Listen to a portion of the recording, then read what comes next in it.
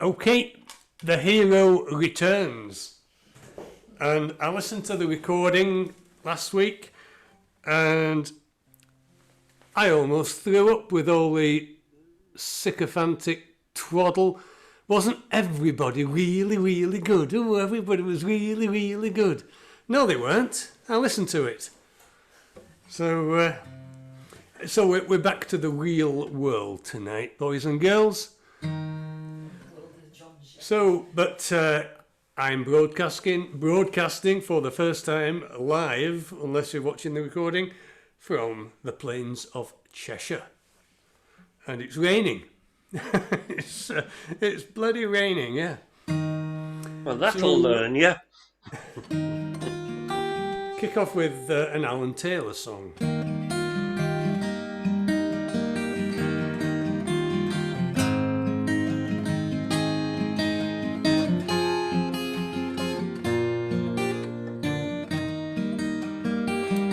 Some dreams are big, some dreams are small. Some dreams are carried away on the wind and never dreamt at all.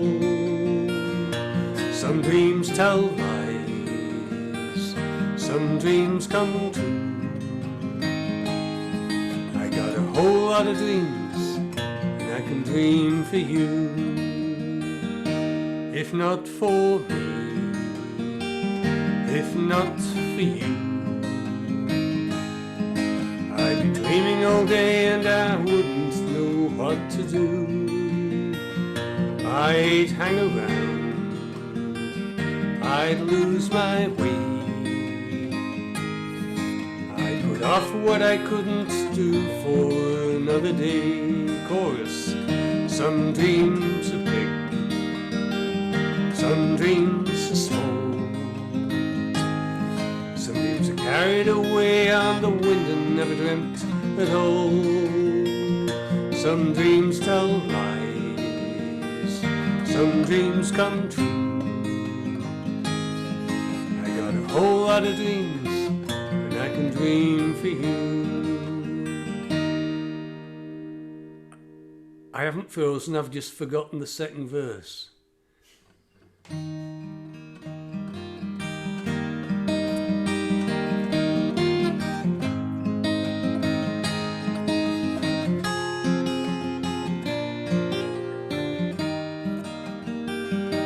Some call it fate, some call it chance, some call it waiting around for someone to ask you to dance. If I had my way, I'd call the tune. You wouldn't have to wait, 'cause I'd dance you around the moon.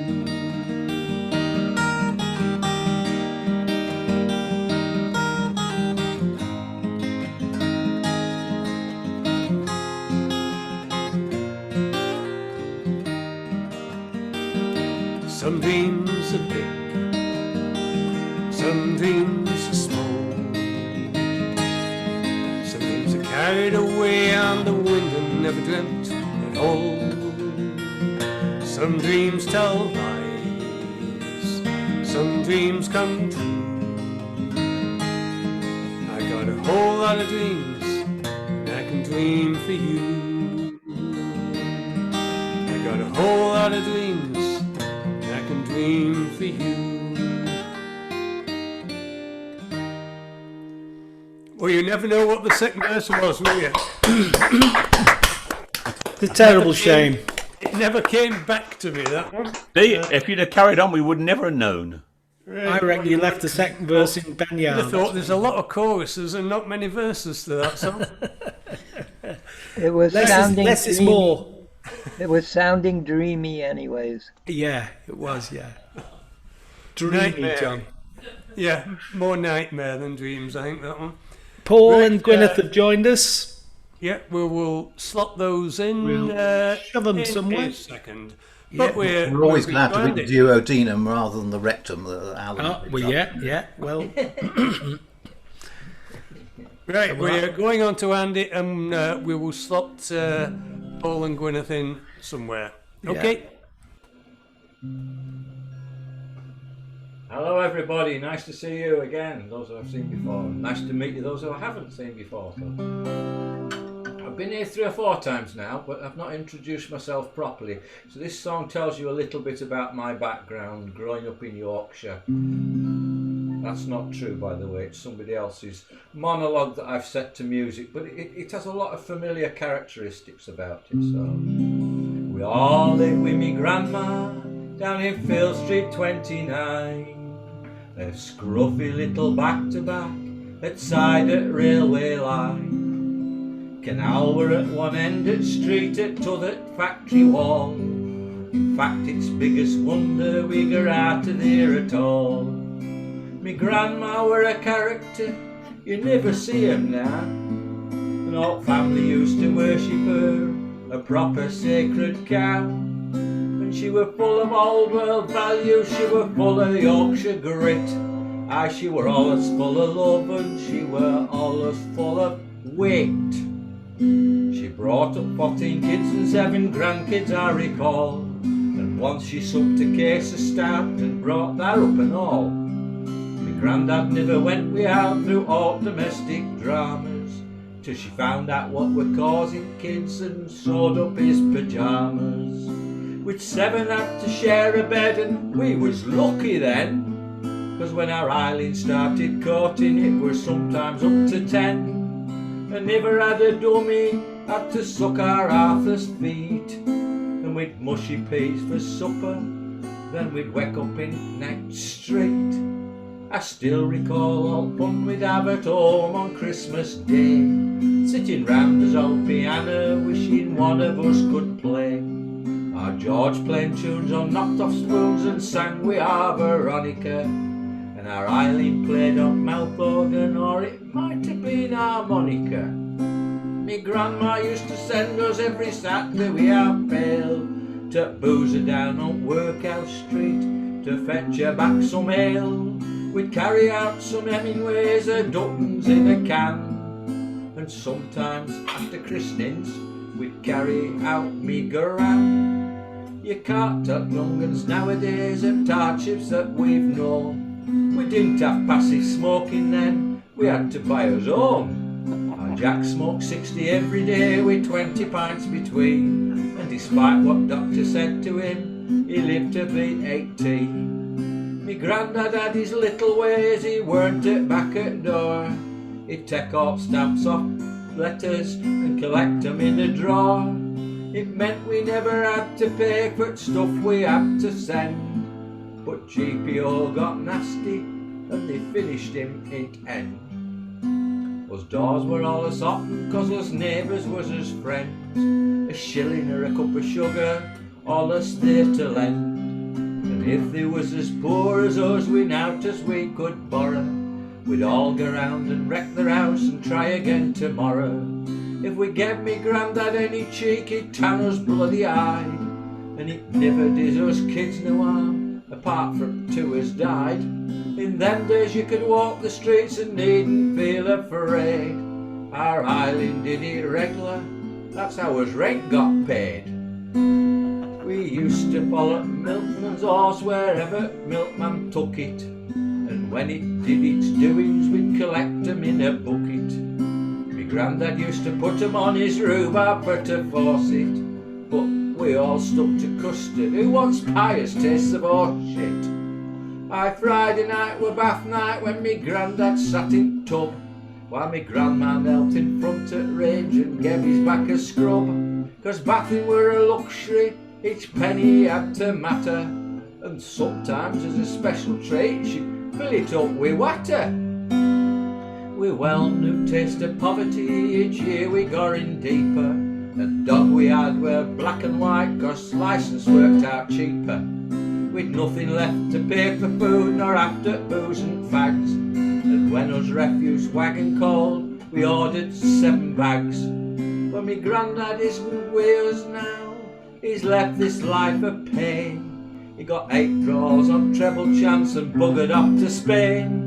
But me grandma's looking down on us, of that I can be certain. She lives in high-rise Overt Road and watches us through curtain. Well, they pulled down all those houses and they pulled out 29. They pulled down our Eileen's knickers, they were hanging out on line. Our home is only rubble now, no plaque to mark the spot. But if they left it up to me, I'd bomb the chuffing lot.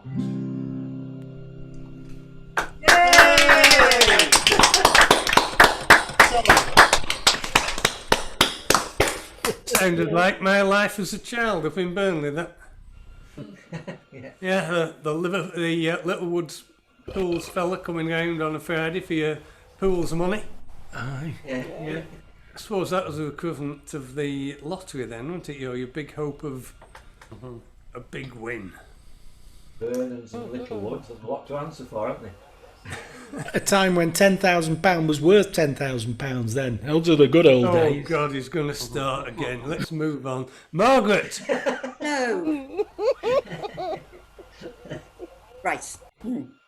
Yeah, I'm going to try and sing this one. This is a Don Williams song and it's called First Fool in Line.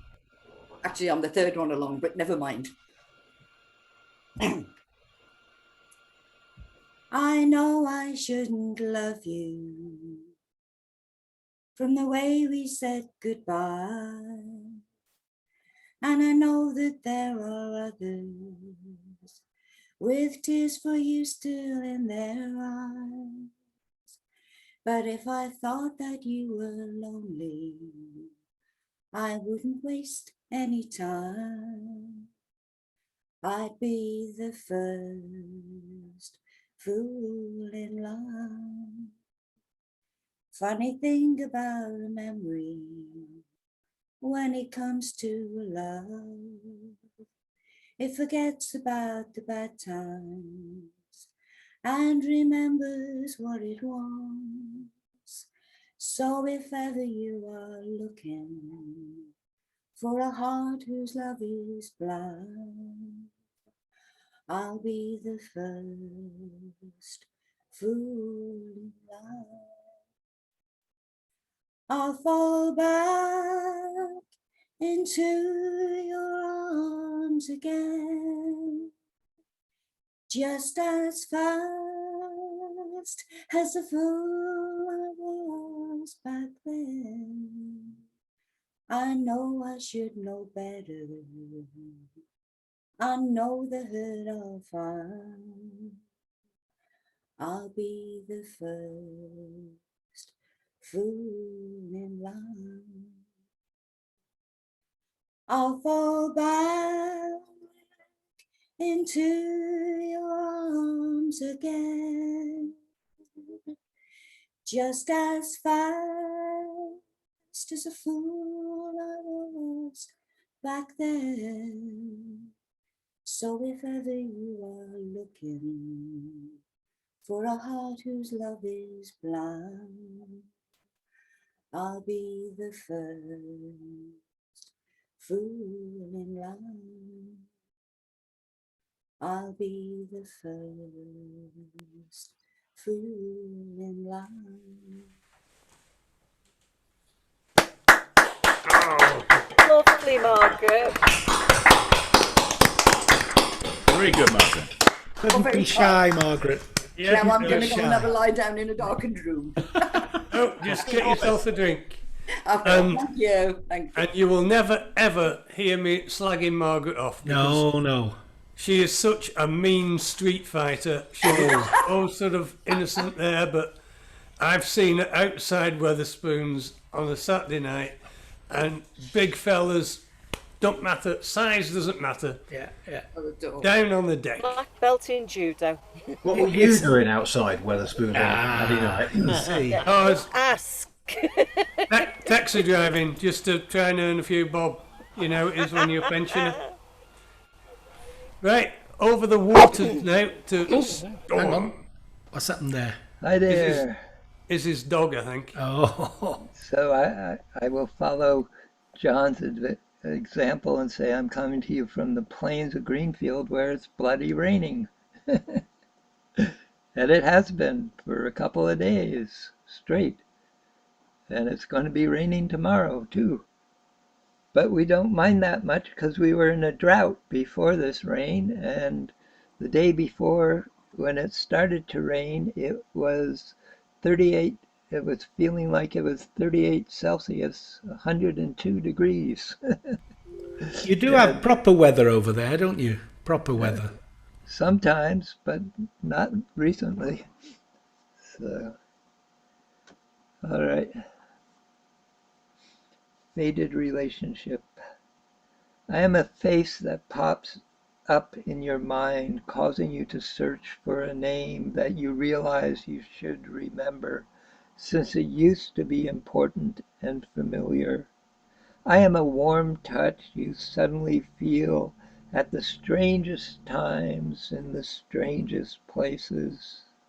I am a voice carried to you on the wind, which you strain to remember, which you strain to recognize, knowing you should know it, which turns to a whisper, a sigh, and then silence.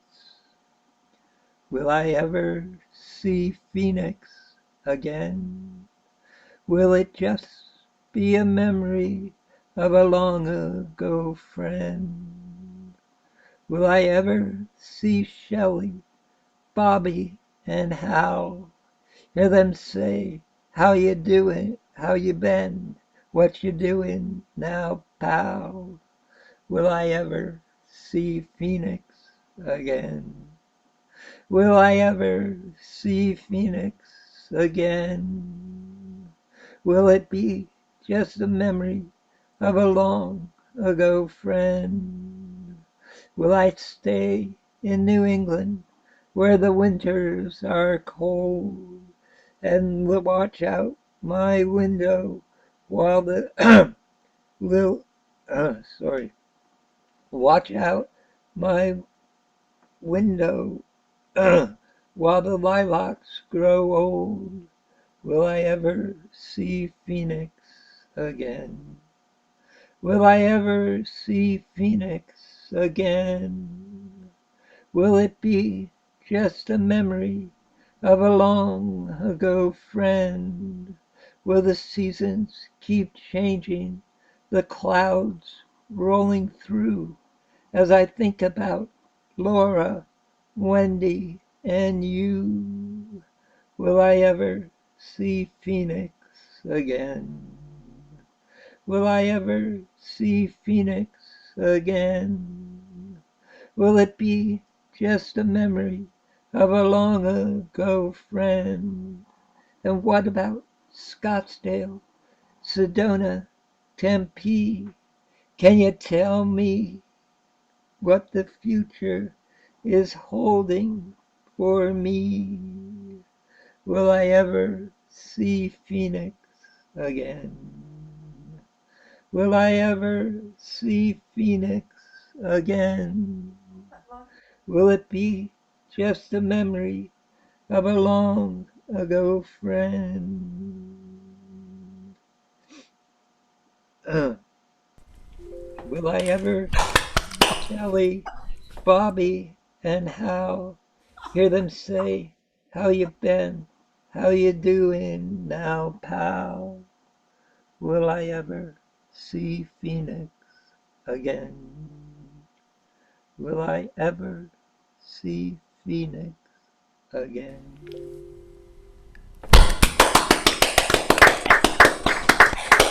False ending. Oh, false ending alert. Yeah, you had us filled with that one. You threw us a dummy there, and we all fell for it. We did. Right, okay. I am a lot less altitude than you now, Alan. Having been living at the same altitude for some years, I am now down in the lowlands. In the lowlands. Oh, that's a shame. Never mind. Anyway, this is for you, John, because a few weeks ago you mentioned a song I used to sing with Ruth, and I was thinking about it. It's probably about 27 years ago, and I've sort of tried to resurrect it. It might not work, but I'll give it a go. It's called the Fisherman's song, Silly Wizard. We got Ruth on here. Ruth might want to join you on this, Al. We got Ruth. What do you reckon, Ruth? No, there we are. Okay. This is such a difficult song to sing and play, Alan. Oh, right, you haven't heard me yet. No. And I try and do it as slow as I can. By a storm-torn shoreline, a woman is standing. The spray hang like jewels in her hand, and the sea tore the rocks neath that desolate landing. As if it had known, she stood there. For she has come down to condemn that wild ocean for the murderous loss of her man.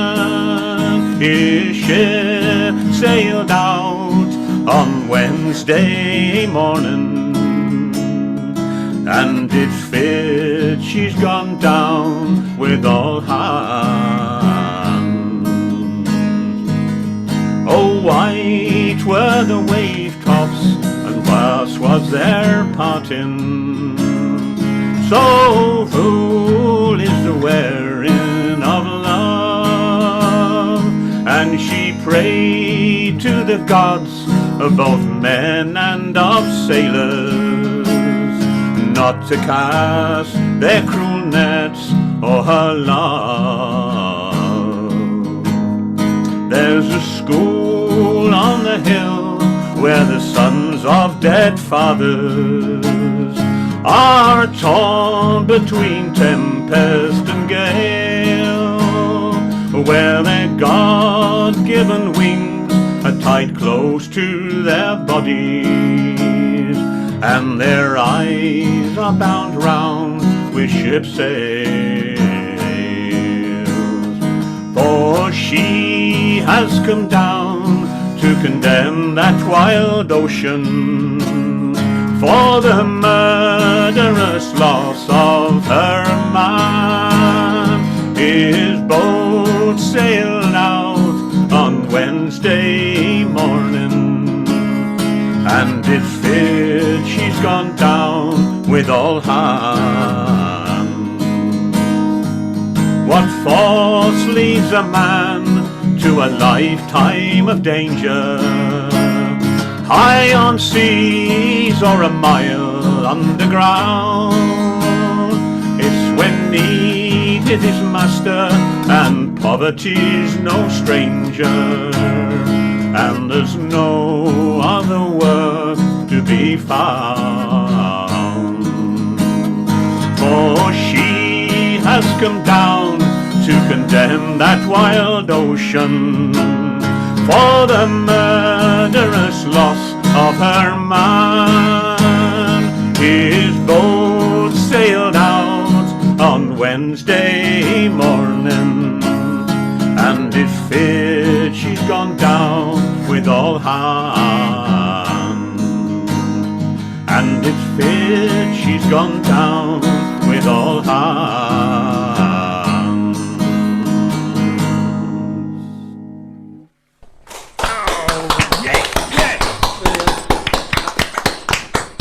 All right, John.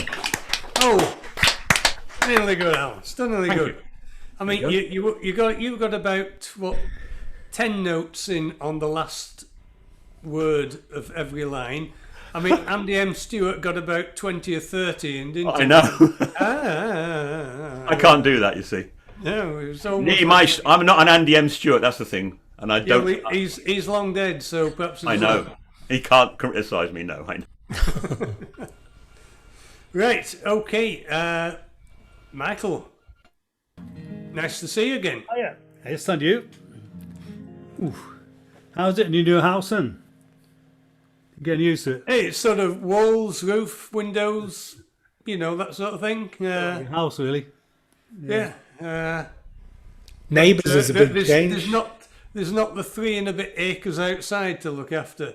I think the poor buggers who bought mine will have a steep learning curve because I think they quite fancied the look of the garden and thought, oh yeah, this is nice.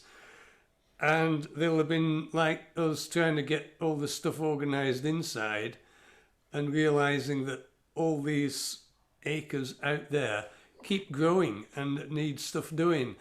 And the wild world is trying to take over it. And it's hard graft. So, yes, it's the life of Riley for me now. How are you coping with having neighbours? They actually seem very nice. Oh, you haven't upset them yet, then? They don't know me yet, you see. No. They don't know what a complete little, they don't know what a total shit I am. Oh, So, yeah, they seem very... In fact, the bloke next door said, oh, we'll go out for a meal one night. So, yeah. Bring your car keys, did he say?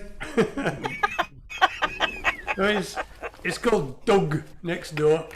It's from Brian and Sue's neck of the world. I think he looks like he's older than me, but perhaps he's worn badly. Did he also say you'll be paying? No, he left the northeast when he was 18. A bit like I did, really, but in that my accent has completely gone now, and I'm just BBC. He's still, hey, the lads, that should have the little fishy on the little dishy. When the boat comes in, he's still a bit like that. Boat comes in. They don't talk like that. This is going to be an interesting meal, this isn't it? I would like to be a fly on the wall there. As long as you're not a fly on the food, you're okay. Right, Michael, we're holding you up, but you started it, so it's your fault. Okay. This is John Denver song, Leaving on a Jet Plane.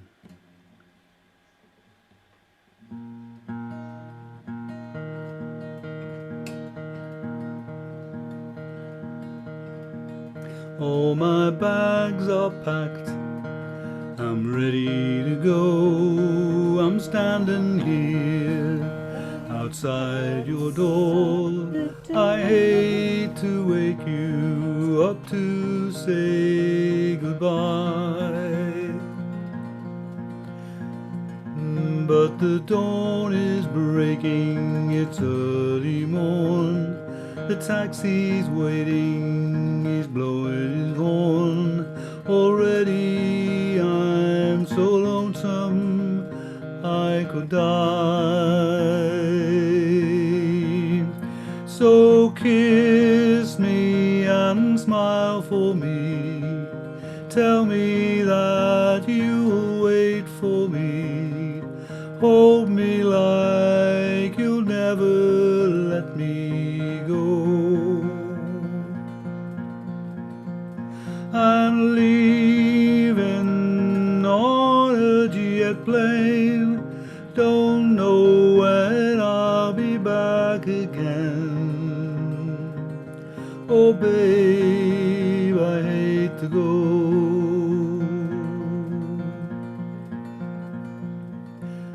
There's so many times I've let you down, so many times I played around. I tell you now, they don't mean a thing. Every place I go, I'll think of you. Every song I sing, I'll sing for you. When I come back, I'll wear your wedding ring. So kiss me and smile for me. Tell me that you'll wait for me. Hold me like you'll never let me go. I'm leaving on a jet plane. Don't know when I'll be back again. Oh babe, I hate to go.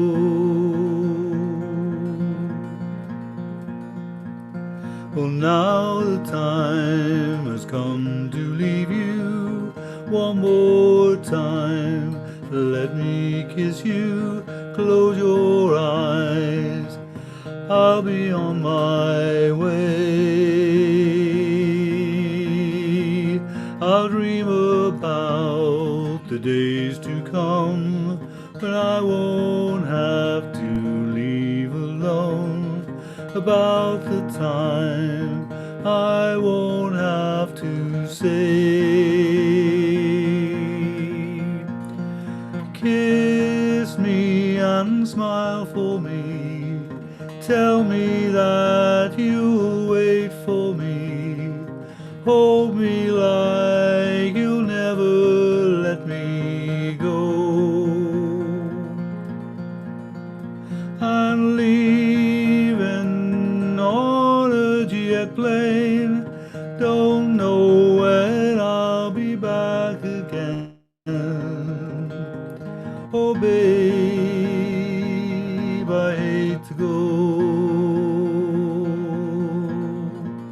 I'm leaving on a jet plane, don't know when I'll be back again. Oh babe, I hate to go.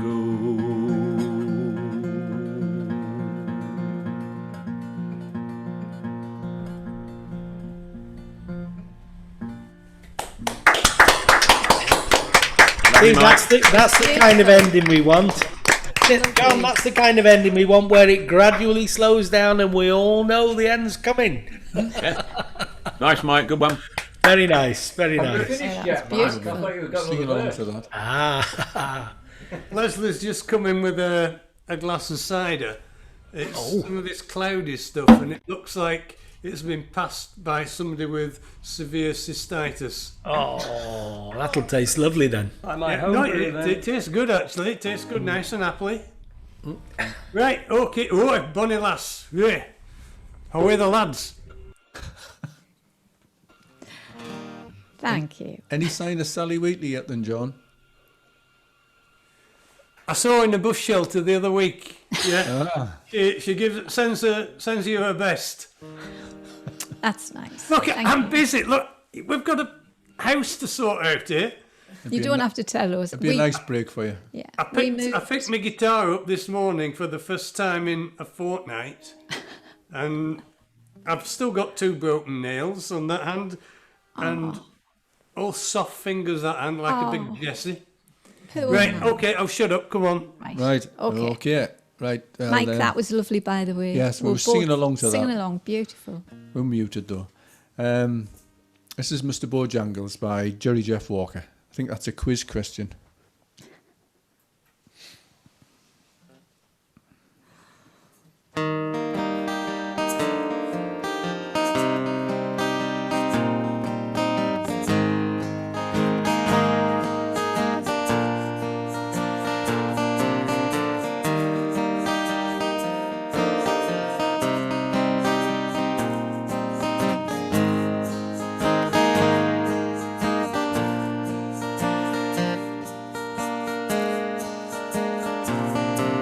I knew a man, Bojangles, and he danced for you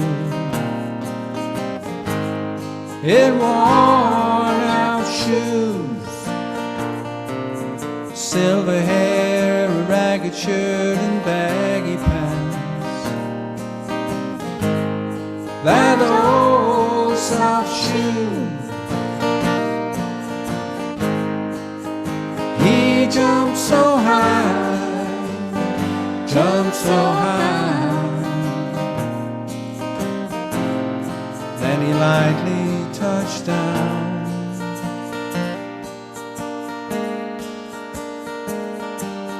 I met him in a cell down in New Orleans. I was down and out. He looked to me to be the eyes of age as he spoke right out. He talked of life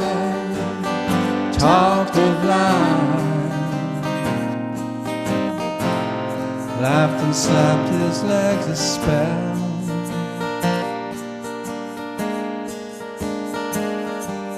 He said his name, Bojangles, and he danced a little across the sound. He grabbed his pants and spread his stance, for he jumped so high. And then he clicked his heels. He let go a line, let go a line. Shook his clothes all around.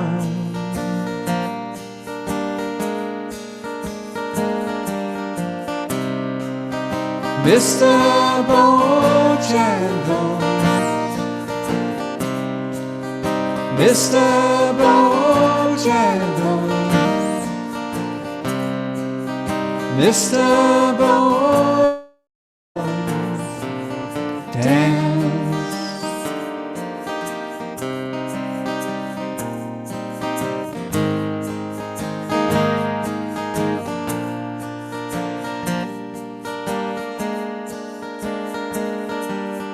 Dance for those in minstrel shows and county fairs. Throughout the South, he spoke through tears how for 15 years his dog and him traveled about. The dog up and down, dog up and down. After 20 years he still agreed.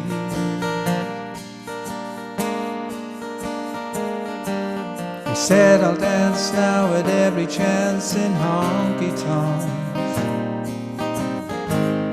for drinks and tips. But most of the time I spend behind these county bars, 'cause I'm drinks a bit. He shook his head, and as he shook his head, I heard someone asking, please.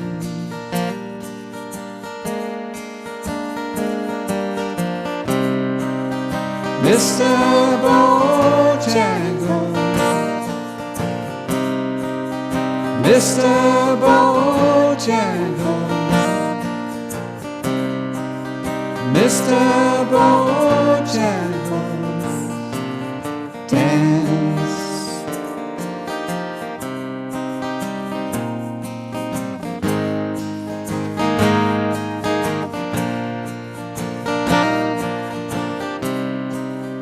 Mr.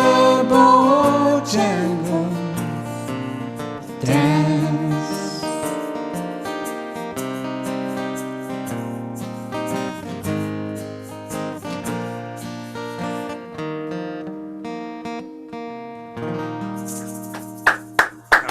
Oh, yes.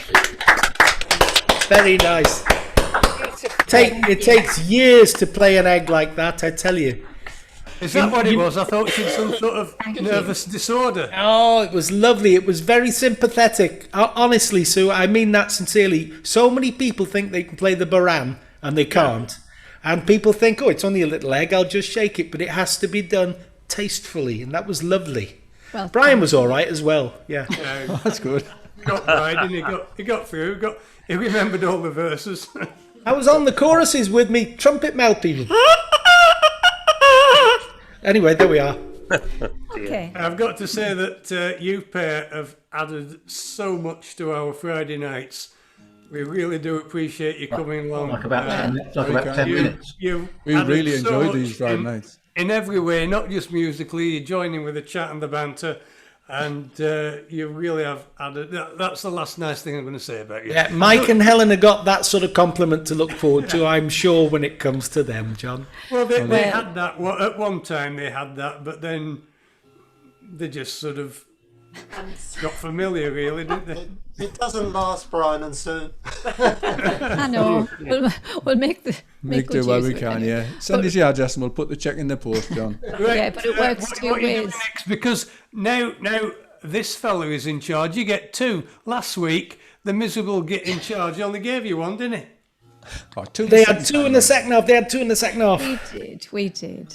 But now, just a moment, I just want to say thanks to everybody as well, because honestly, it's a two-way process, and we just absolutely we really look forward to love these coming nights. here. We really look forward to it, and I'm not just saying that.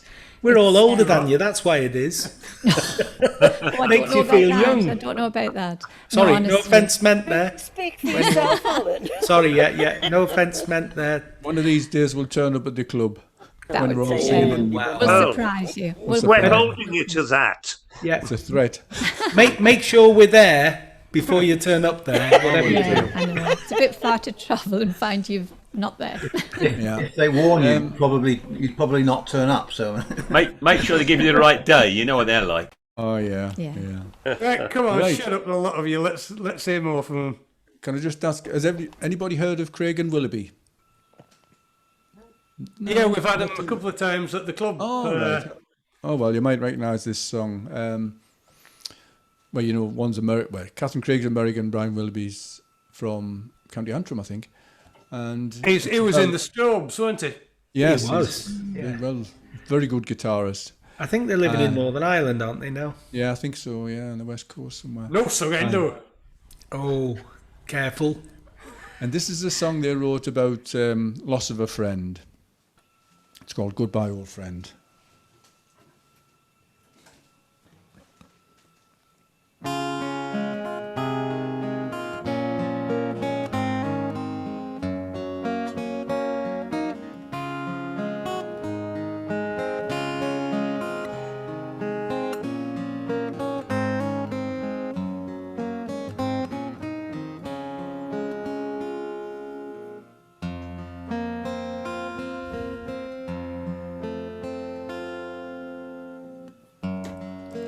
This is your road. I'll be on one of my own. Separate, we're off to different shores.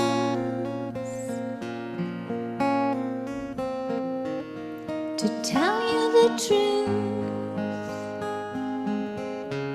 I'm not really sure how good I'll do without you. Without you. Auf Wiedersehen, goodbye, old friend, my brave companion.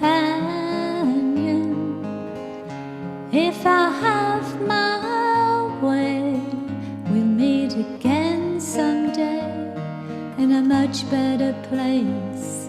And I know that it's you by the sparks that you always light inside my heart.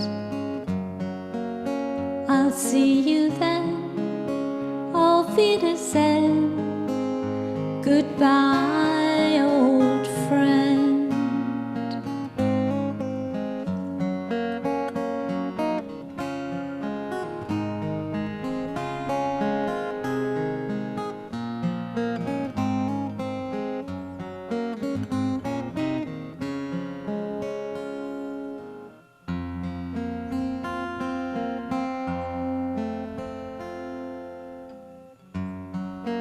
Thanks for your time,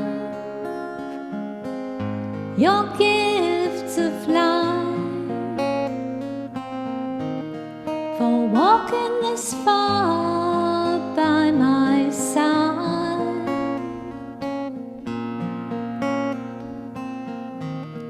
Before you go, I just want to make sure you know that I love you and I'll miss you. Auf Wiedersehen,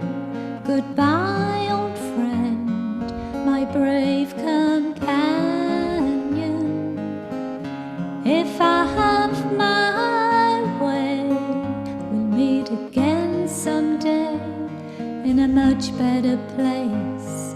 And I know that it's you by the sparks that you always light inside my heart.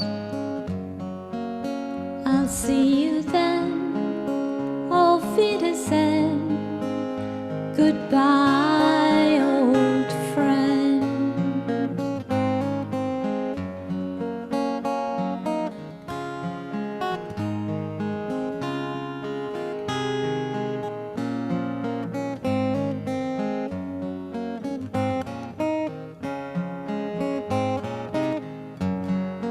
And if you can,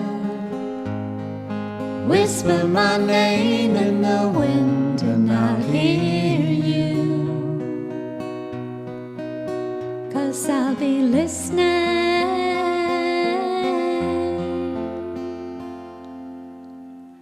Auf Wiedersehen, goodbye, old friend, my brave companion.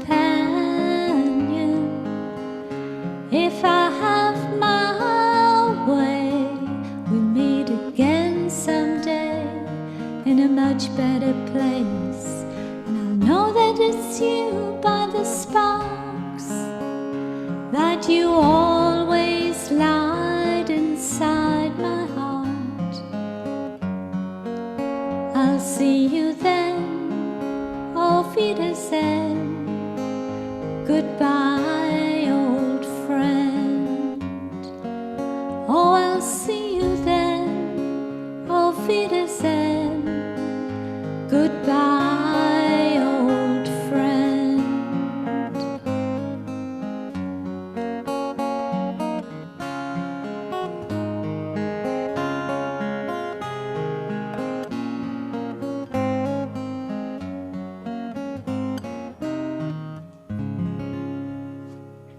Fabulous. Thank you. Really, really good. I love that. What they didn't tell you was that Brian wrote that song for a guitar that he was having to trade in to buy a new one. He's very Yes, much it in is love with sad. his guitars, Brian Willoughby. So It is a sad moment. Yeah. Isn't it? Brilliant.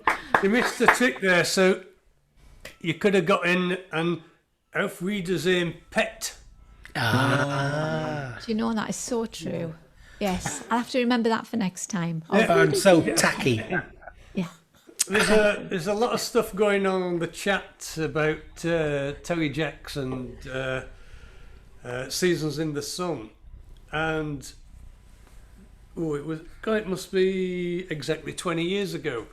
We were in Vietnam and we went out to a little nunnery. Do you call it? Is it a nunnery? Yeah. All these little girls were dressed in pink. Get thee to a nunnery. Yeah, with baldy heads. You know, they've got the shaved heads. They look like God knows what. But their English lesson consisted of the teacher had written out Seasons in the Sun.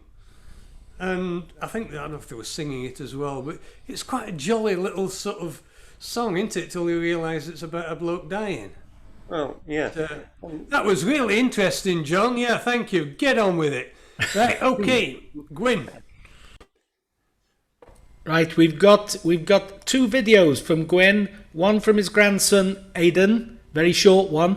Quality stuff. And then one, unfortunately, one from Gwyn to follow it. So I'll share the screen, ladies and gentlemen. Mute yourselves and I'll mute myself and share it with you.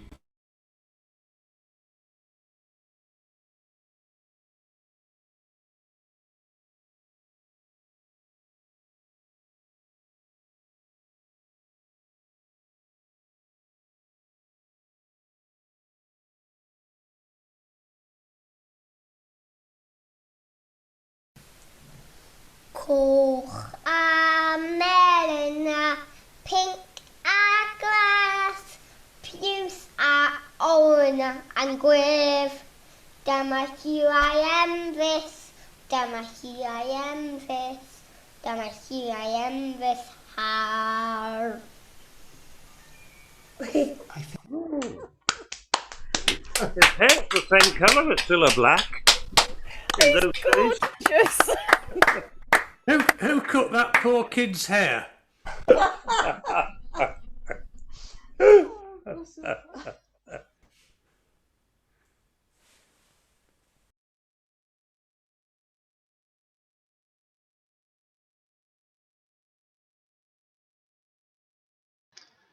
Here we are again, another Friday.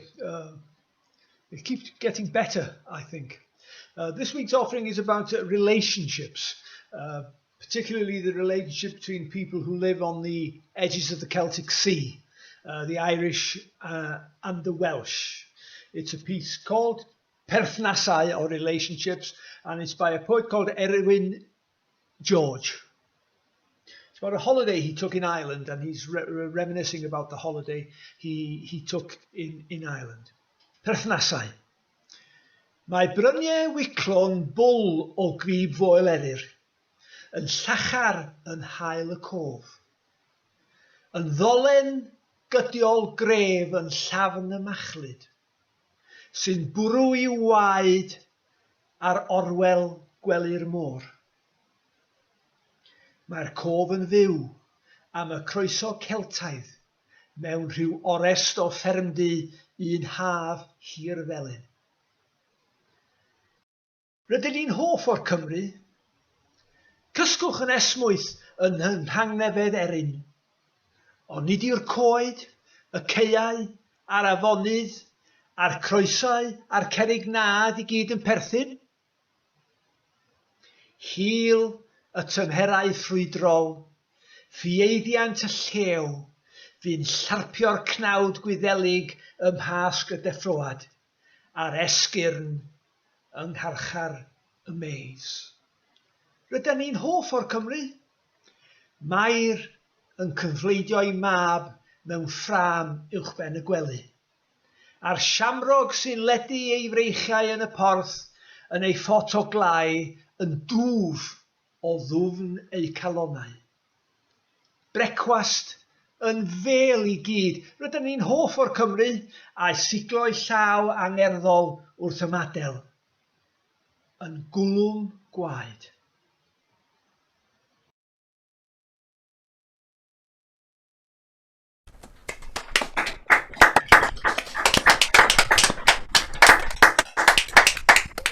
Ooh, very touching. Very touching. Yeah. You can see the Wicklow Hills from the Llyn Peninsula. Can you? Yeah, I think that's why he's talking about sunset rather than sunrise, maybe. There. Yeah. You wouldn't see him tonight, I'll tell you that. It's the sun shining on the righteous here in Prestatyn, John. That's all I'm going to say. It's a very ancient relationship, a very historic one between the Irish and the Welsh. Bendigeidfran, of course, led his army to rescue his sister. He was a giant and he walked through the Irish Sea. He did. Towing the boats. As you do. Well, as the giants of the past did. We are pygmies. We are pygmies today compared. We are. And of course, St. Patrick was a Welshman, as we all know. Yeah. It's true. It's true. The voice to my left says, no, he was a jock. I'm not going to argue You with blame it Leslie. on her for contentious comments, can't you, John?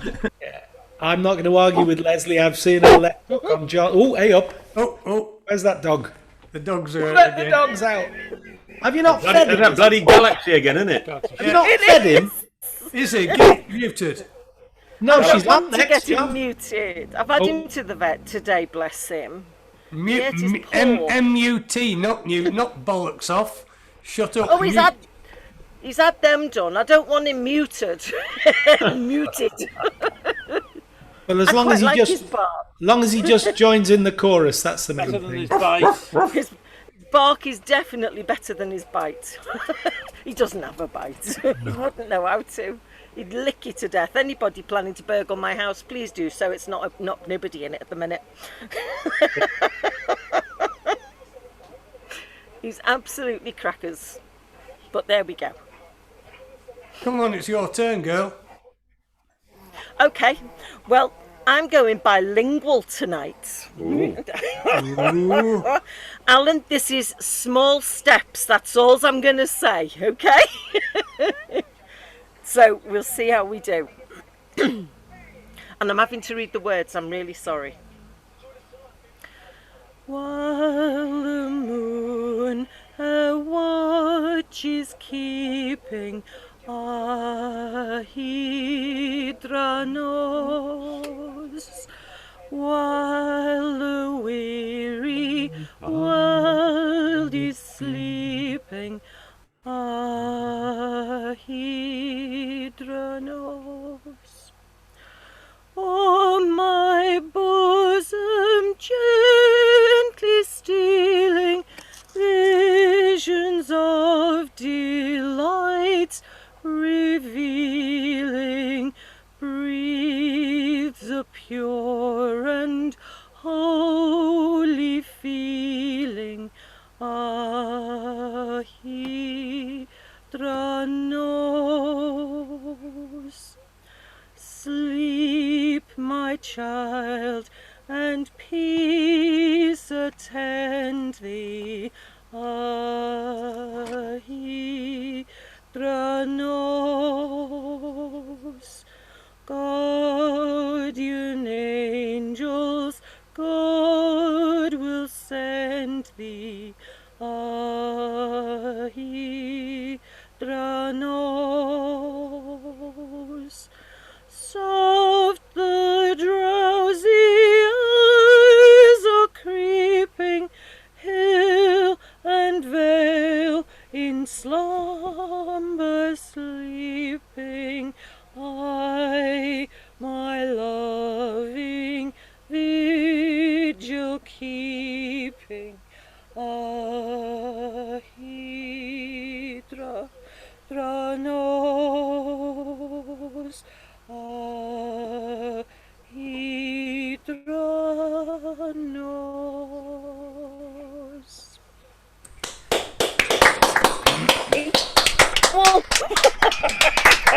And 2 languages as well. That's excellent. It was a bit like the road. Thank God I'm clear of those road signs. You know, the ones where there's a yellow board at the side of the road, and by the time you found the English, you've passed it, and it's not till 3 days later that it says roads closed here when you come next time. Well, you're free of all that Small now, steps, John. that's what I say. You're free Small of all steps. that. Right, Phil. Yeah. That was lovely. Could we hear the football in the background there, Izzy? Is that what we could hear? I think we could, yeah. Do you know what? I've got no idea what he's got on, but it definitely wasn't the dog. No. Has he got his fireman's gear on for later on? Because you're a bit partial No to that, aren't you? chance. No chance. His pole don't work no more. You shouldn't have asked, John.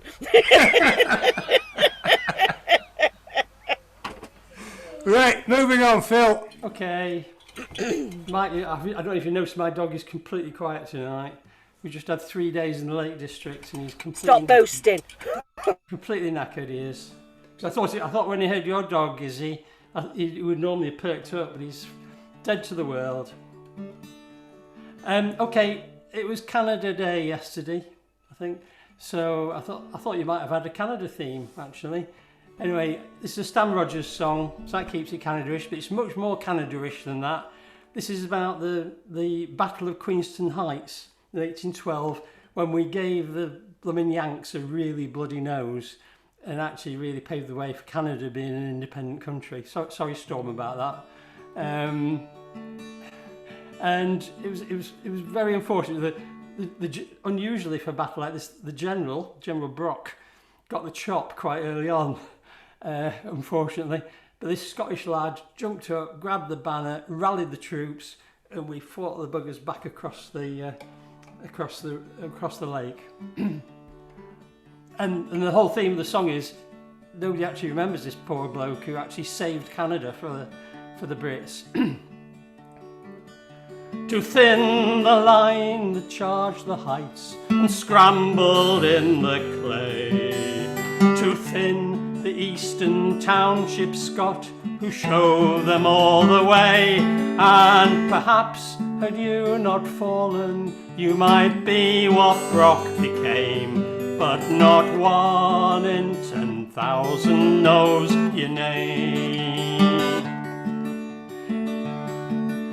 To say the name MacDonald, it would bring no bugle call. But the redcoats stayed beside you when they saw the general fall. 'Twas MacDonald raised the banner then and set the heights aflame. But not one in 10,000 knows your name. 'Cause you brought the field all standing with your courage and your luck. But unknown to most you're lying there beside old General Brock. So you know what it is to scale the heights and fall just short of fame. But have not one in 10,000 know your name. At Queenston now the General on his tower stands alone, and there's lichen on MacDonald carved upon that weathered stone. In a corner of the monuments to glory you could claim, but not one in 10,000 knows your name. 'Cause you brought the field all standing with your courage and your luck. But unknown to most you're lying there beside old General Brock. So you know what it is to scale the heights and fall just short of fame, and have not one in 10,000 know your name. 'Cause you brought the field all standing with your courage and your luck. But unknown to most you're lying there beside old General Brock. So you know what it is to scale the heights and fall just short of fame, and have not one in 10,000 know your name. Go Stan Rogers. Thank you, Phil. And Storm's on his way, so Bye, okay, all. see you again, Storm. Yeah, you're still every week, I'm correct? frightened away with that song, am I? Yeah, every week, yeah. Alrighty, thank you all. All right, take care. Take care, Owens. Bye, Bye, Storm. Storm. Bye. Most people do know the name of that guy's hamburger company, don't they? Yeah, yeah. Who'd have thought? Right. God, we're quiet. This is the quietest night I can remember. You see, I go away for a week and you've driven everybody off, Fallon. I've calmed them down, John. He calmed us all down. I've calmed them Our down. place. I took no rubbish last week. Took no flack at all. Just said, I right, mean, next one. That's it. People that I would expect to be like John Roberts and our estate agent friend. Well, Glennis is not. Glennis. Yeah. Yeah. I don't think they're football fans. Gaffer doesn't strike me as being a football fan. No. He's had a better offer, perhaps. Yeah. I bumped into John Roberts the other day outside his house. We were walking up the top of Prestatyn. He lives at the posh end. And Yeah, we're casing a few joints for. we were out for a walk, a stroll in the evening, and out he came. And I said, "Have you got a joke for us on Friday, John?" He said, "Yeah, I have got a joke." And he gave us the joke, whether we liked it or not, and it was very funny. And I can't remember it, and he's not here to tell it, so it'll have to wait. What a shame. Is that the Shaggy Dog story, Ellen? I think there was some shaggy something in it. I can't remember quite. Anyway, he said he'd clean it up by Friday. He's not here. No point. It's gone. Is there anybody from Belgium or Italy that wants to know the score? Belgium 1, Italy 2. Oh, is it finished? Is it? No, it's not finished. It's not finished. Very exciting. I tell you what, I'm thrilled. I'll tell you who's not here. Is what Michael Michael comes just about every week. Oh, aye. We never see him. And he He's never a footy. speaks. He's a closet footy fan. Sometimes he might put something on the chat, but he's here regular as clockwork, and he sticks it out till the very end. We're going to have to start asking for notes from people's mums, aren't we? Yeah. Football's not an excuse, is it, really? No. Yeah. Right, I've lost my thread. Oh, in Davith. Right. Yes. And B, is B doing anything tonight? Has she decided? No, extremely bad news, I'm afraid. It's just me tonight. Right. I do apologise profusely to one and all for this. Right, but I'm going to read a sonnet in Welsh by Thomas Parry Williams from Rhyddy in Carnarvonshire, or the old Carnarvonshire anyway. It's entitled Y Rheswm, which means the reason. And a summary of it is that he's asking himself why he's feeling so morose. Because it's the middle of summer, but he's finding that it's obviously a miserable old summer. It's pretty cold. Some leaves have changed colour too soon. Some fog on the hill is looking like really early snow. And he's finding that even the dog days are really cold. But he doesn't think that's the reason. He then goes on to say, but because inside me is a stupid July, fighting like hell with an April that'll never come back. Here it is in Welsh, Y Rheswm, Thomas Parry Williams. Nid am fod brigyn briw ar goeden ir yn gwyrot ar llawr yn llipryn claf, a'i dipyn dail ar wasgar hyd y tir yn efelychu hydref yn yr haf. Nid am fod haen o niwl ar ben y cefn yn esgus bod yr eira cyn ei bryd. A'i arian lwch ar hyd y geifron lefn fel petar gaeaf eisoes dros y byd.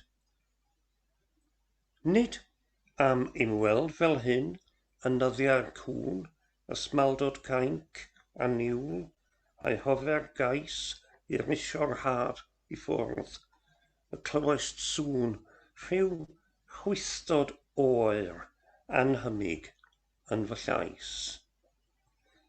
Ond, am fod ynof, fi sgorffennaf ffôl, yn Cyprus gydag Ebrill na ddaw nôl. Diolch yn fawr. Thank you.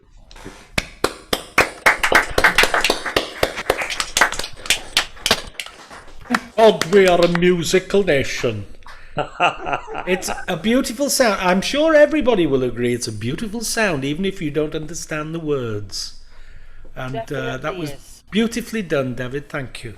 Diolch yn fawr, Alan. Right, You're almost thank you. as brilliant as me, David.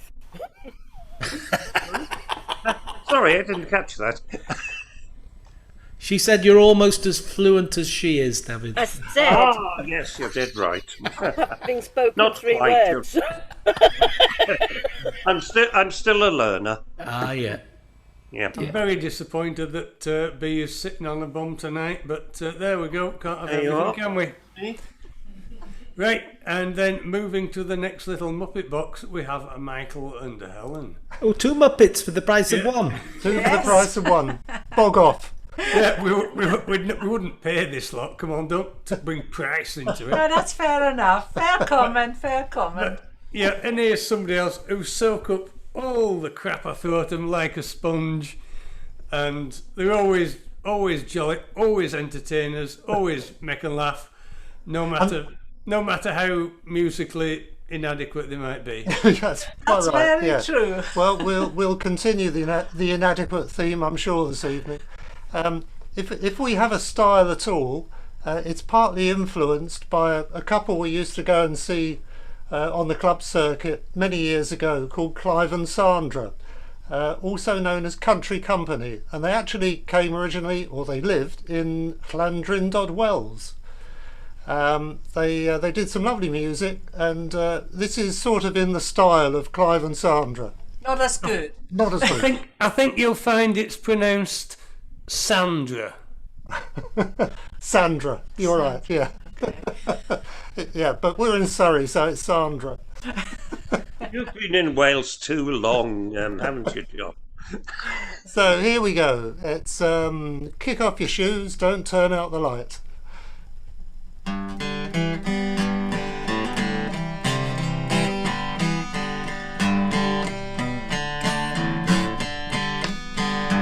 I've been lonesome, I've been empty, I got an aching way down inside. I need someone to hold me. Pull down the shade, turn out the light, love me tonight. Don't think about tomorrow, it don't matter anymore. We can turn the key and lock the world outside the door. I need you so now, come on, let go now. Kick off your shoes, turn out the light, and love me tonight.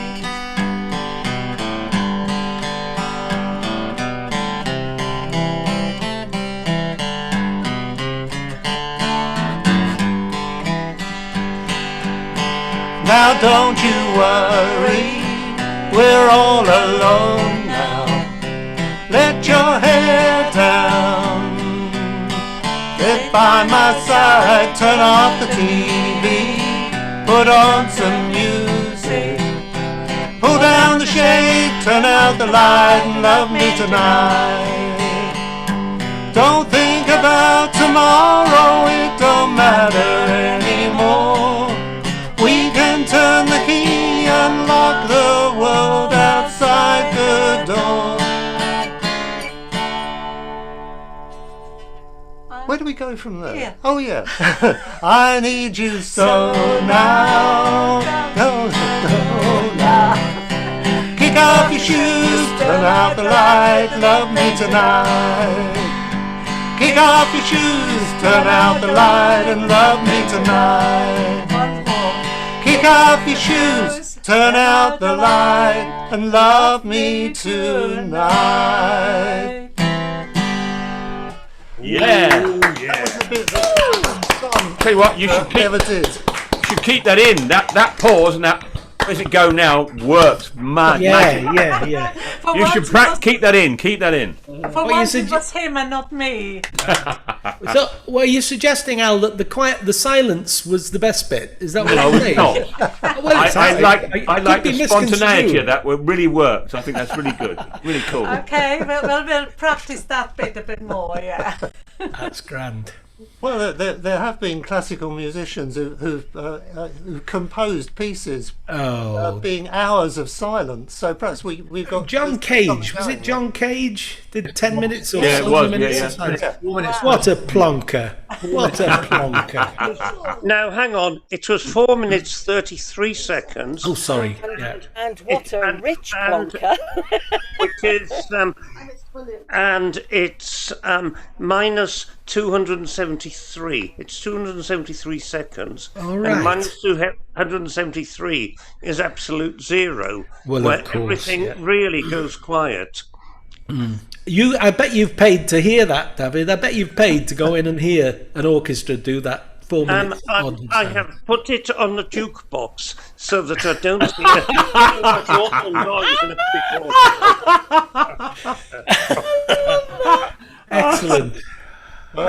Money to burn. After that, if you want another one, it's going to be a rerun of something we did a few months ago here, but it stars our young squaw.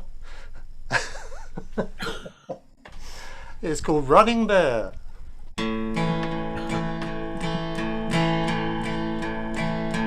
On the bank of the river, stood running there, young Indian brave. On the other side of the river stood his lovely Indian maid.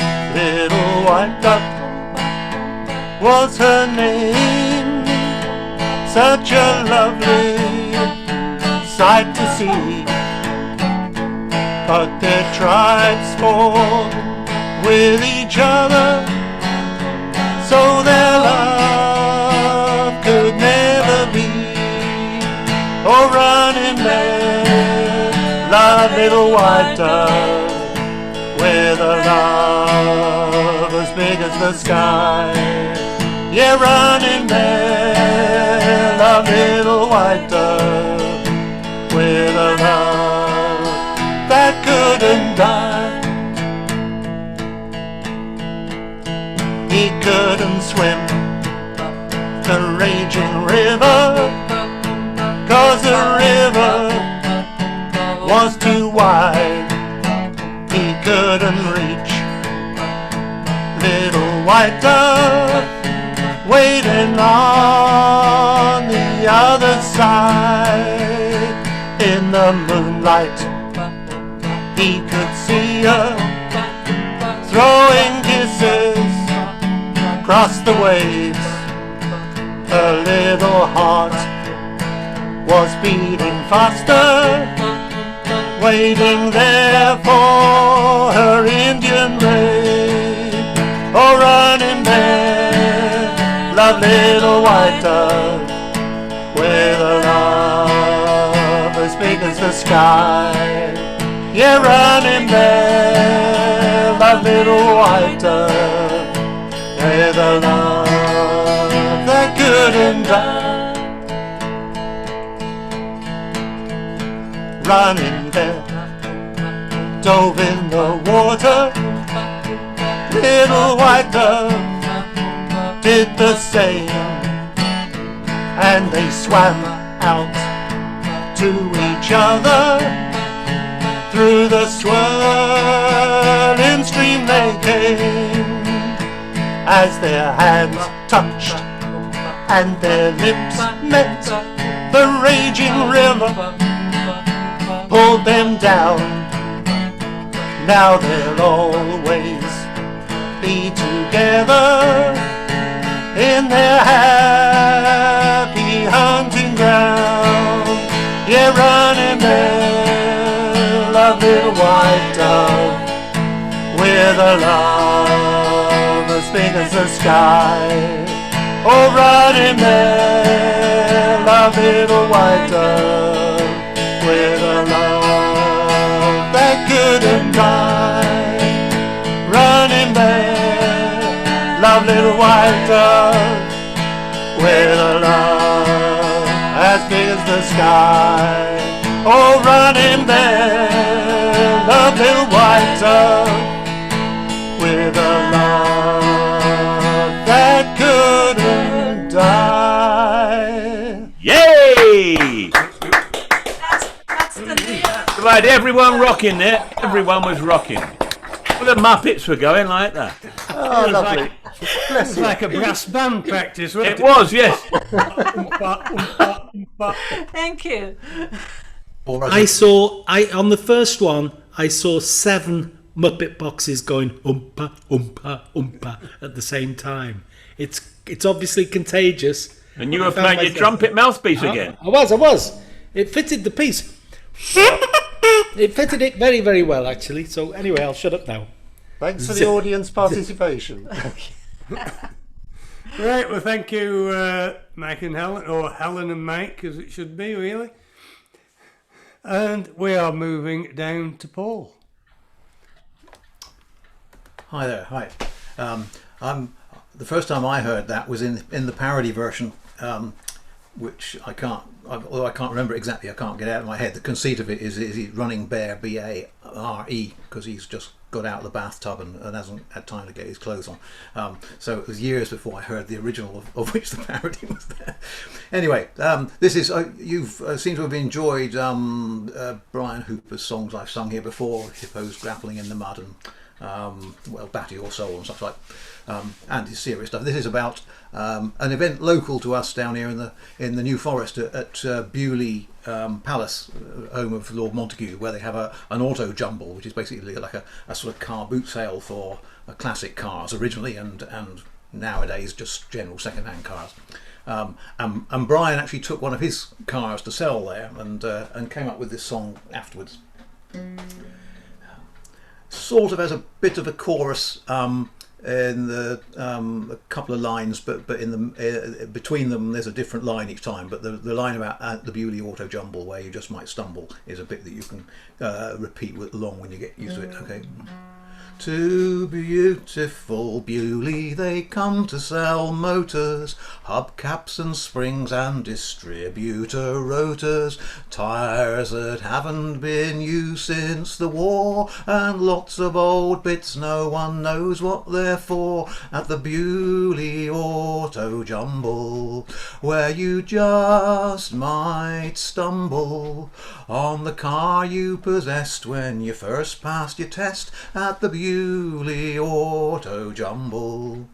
You can buy a back seat for a Cresta Mark II. Just clean off the stains, it'll be just like new. There's lots of collectors and lots of spare parts, stalls that sell hot dogs that give you the wind at the Bewley Auto Jumble, where you just might stumble on some vinyl roof cleaner for your old Cortina at Bewley Auto Jumble. There's a sunbeam that shines like a real sunbeam should, an old Morris Traveller, half metal, half wood. You might take a fancy to that big Humber, but you can't get a signal, so you can't ring the number at the Bewley Auto Jumble, where you just might stumble on the car of your dreams from the days of your teens at the Bewley Auto Jumble. There's lots here to tempt you if you've got the loot. It's not a car boot sale, but you might buy a boot. Bentley for gentry and Ford for the humble. There's something for all at the Auto Jumble, the Bewley Auto Jumble, where you just might stumble on a car of the sort that your grandfather bought at the Bewley Auto Jumble, where you just might stumble on the car you believed is where you were conceived at the Bewley Auto Jumble, where you just might stumble on some dodgy old gear you were flogging last year at the Bewley Auto Jumble. Yeah. Lovely, lovely. Nostalgia ain't what it used to be. All that talk of stuff like distributor caps. Oh, I mean the youth of today like to take the piss out of us oldies, because when it comes to computers and the like, we haven't really got much of a clue. But when you think back in our days, if you got a car manual, it told you. Good old Haynes manuals, yeah? It told you how to sort of set the points, adjust the tappets, that sort of stuff. These days, you get a car manual, all it tells you is don't drink the battery acid. Yeah. And plug it into your computer. The thing I loved most about the Haynes manual, X-Help manuals, was they would tell you meticulous steps to take things apart, and then they would say, reassembly is the reverse of disassembly. So you had to read it backwards. Ah, yeah, lovely. Yeah, the Haynes manual, was that Arthur Haynes that wrote? No. Those were the days, my friend, we thought they'd never end. We'd sing and dance forever. I think it's Heseltine's company, Haynes. I think it's one of his publishing companies. Not sure. Somebody will tell us. Gwyneth, down in South London. Well, I You've don't know sat there about that. patiently all night, listening to all this crap. I've got lots of Haynes manuals in the garage. Ruth and Andrew are showing one now. A men's pie manual. Oh. Yeah, I've actually got one for Starship Enterprise as well. So that's All quite right. I'd like to see how you reassemble a man's pie when you've disassembled it. That's all I'd like.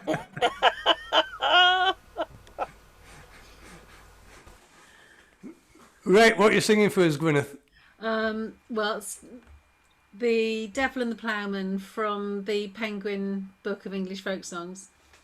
But I can't do the whistling in between, so I've put some fal-de-rals in instead. There was an old farmer in Sussex did dwell, fal-de, fal-di, fal-diddly-i-do-day, and he'd a bad wife, as many knew well, to me fal-de-ral little o-day. The devil, he came to the old man at plough, fal-de, fal-di, fal-diddly-i-do-day, saying, one of your family I must have now, to me fal-de-ral little o-day. Now it isn't for you, nor yet for your son, fal-de, fal-di, fal-diddly-i-do-day, but that scolding old wife as you've got at home, to me fal-de-ral little o-day. Oh, take her with all of my heart, fal-de, fal-di, fal-diddly-i-do-day, and I wish she and you may never more part, to me fal-de-ral little o-day. The devil, he took the old wife on his back, fal-de, fal-di, fal-diddly-i-do-day, and lugged her along like a peddler's pack, to me fal-de-ral little o-day. He trudged along till he reached his front gate, fal-de, fal-di, fal-diddly-i-do-day, says he had taken an old Sussex chap's mate, to me fal-de-ral little o-day. There was 13 imps all a-dancing in chains, fal-de, fal-di, fal-diddly-i-do-day, she up with her pattens and beat out their brains, to me fal-de-ral little o-day. 2 more little devils jumped over the wall, fal-de, fal-di, fal-diddly-i-do-day, saying, turn her out, father, she'll murder us all, to me fal-de-ral little o-day.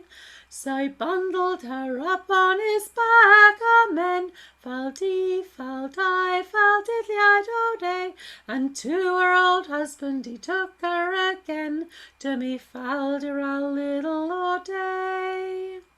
I've been a tormentor the whole of my life, fal-de, fal-di, fal-diddly-i-do-day, but I was ne'er tormented till I met your wife, to me fal-de-ral little o-day.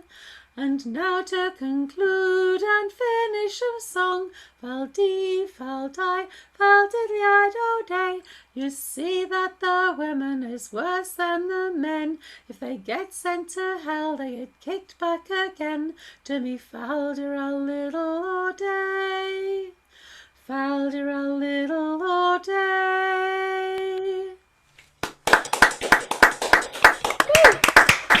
There we are. You can't beat a repeat line as a telegraph at the end is coming. That's what we like. If there'd been a bit of whistling there, we could well have been stuffed, couldn't we? Well, I used to do try the whistling, but the number of times my lips went dry when I was trying to do it, I just gave up. Yeah, very wise. I'm saying nothing. There's a dirty joke in that somewhere. Yeah, there is definitely, definitely. Where's John Roberts? He's not here. That's where he is. Yeah. I'm just looking at the next box to you, Alan. And Why? Dave's looking very sort of intelligent with his glasses on, but he's obviously reading something. He's obviously not paying attention to us. He's watching the footy. That's what he's doing. No, he's got something on a little device. He has a little device. He's married to a little device, you know. There she is. In Device Squad. Right, yeah. Okay, Alan. Well, you on Canadian? Well, yeah, I got something different. because it was Canada Day, and we've had Canadians on recently, and there's no bleeding Canadians tonight. Not whatsoever. I got 2 Canadian songs. And that's a waste of space, isn't it? 2 Canadian songs and not 1 Canadian. And even Storm, we've got no overseas representation here at the moment. To be fair, one of your Canadians is a Geordie originally. One of my Canadians is a Geordie. Maureen Hanna, who I think comes here, is a Geordie originally. Oh yeah, oh yes, but she's lived there for a long time. I think we'll accept that she's probably an honorary Canadian now. I think. Well, anyway, Helen's Welsh. Helen. Helen's Welsh. Yes. Yeah, Neil's Canadian. She'll watch it on the YouTube. Oh, she'll let me know whether it is Canadian. It's written by a Canadian from Canada called Canadian James Keelan, and it's a song that our old friend, the late great John Wright, used to sing so beautifully. Shame to spoil it, really, but it's called River Run. It's a song about, well, I suppose it's a song about growing old and just seeing things change and not how they were. So here we go, River Run.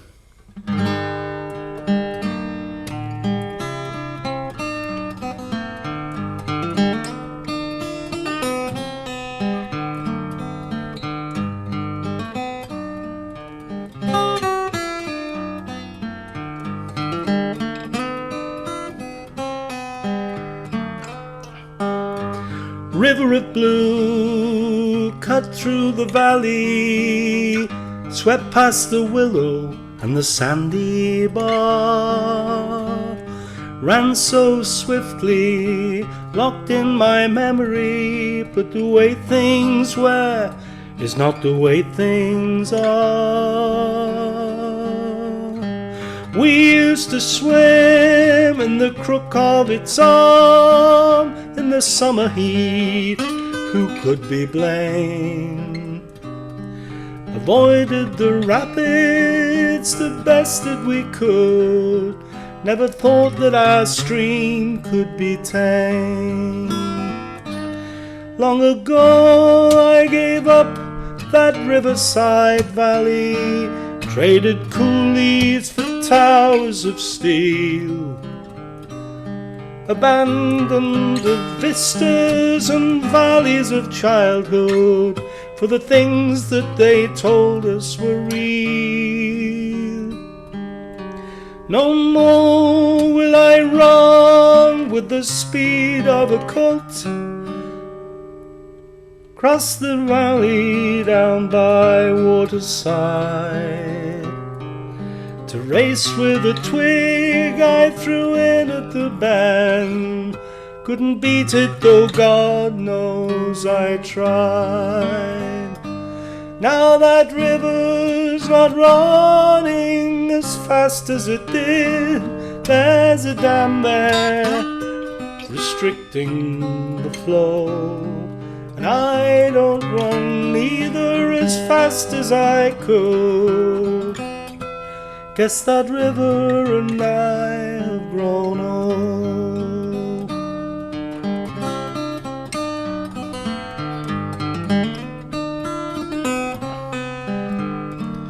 Now it's strange in returning to the places of youth. Seems your memory has made a mistake, for the thing that once scared you with white waters running has been turned by decree to a lake. Makes me think about how too I smoothed out the wrinkles, made the waters as calm as you please. Makes me think about how that river and I were both happier when we ran free. Now that river's not running as fast as it did, there's a dam there restricting the flow. Oh, and I don't run either as fast as I could, 'cause that river and I have grown old. Now that river's not not running as fast as it did. There's a dam there restricting the flow. Oh, and I don't run either as fast as I could. Guess that river and I have grown old. Guess that river and I have grown old. Guess that river and I have grown old.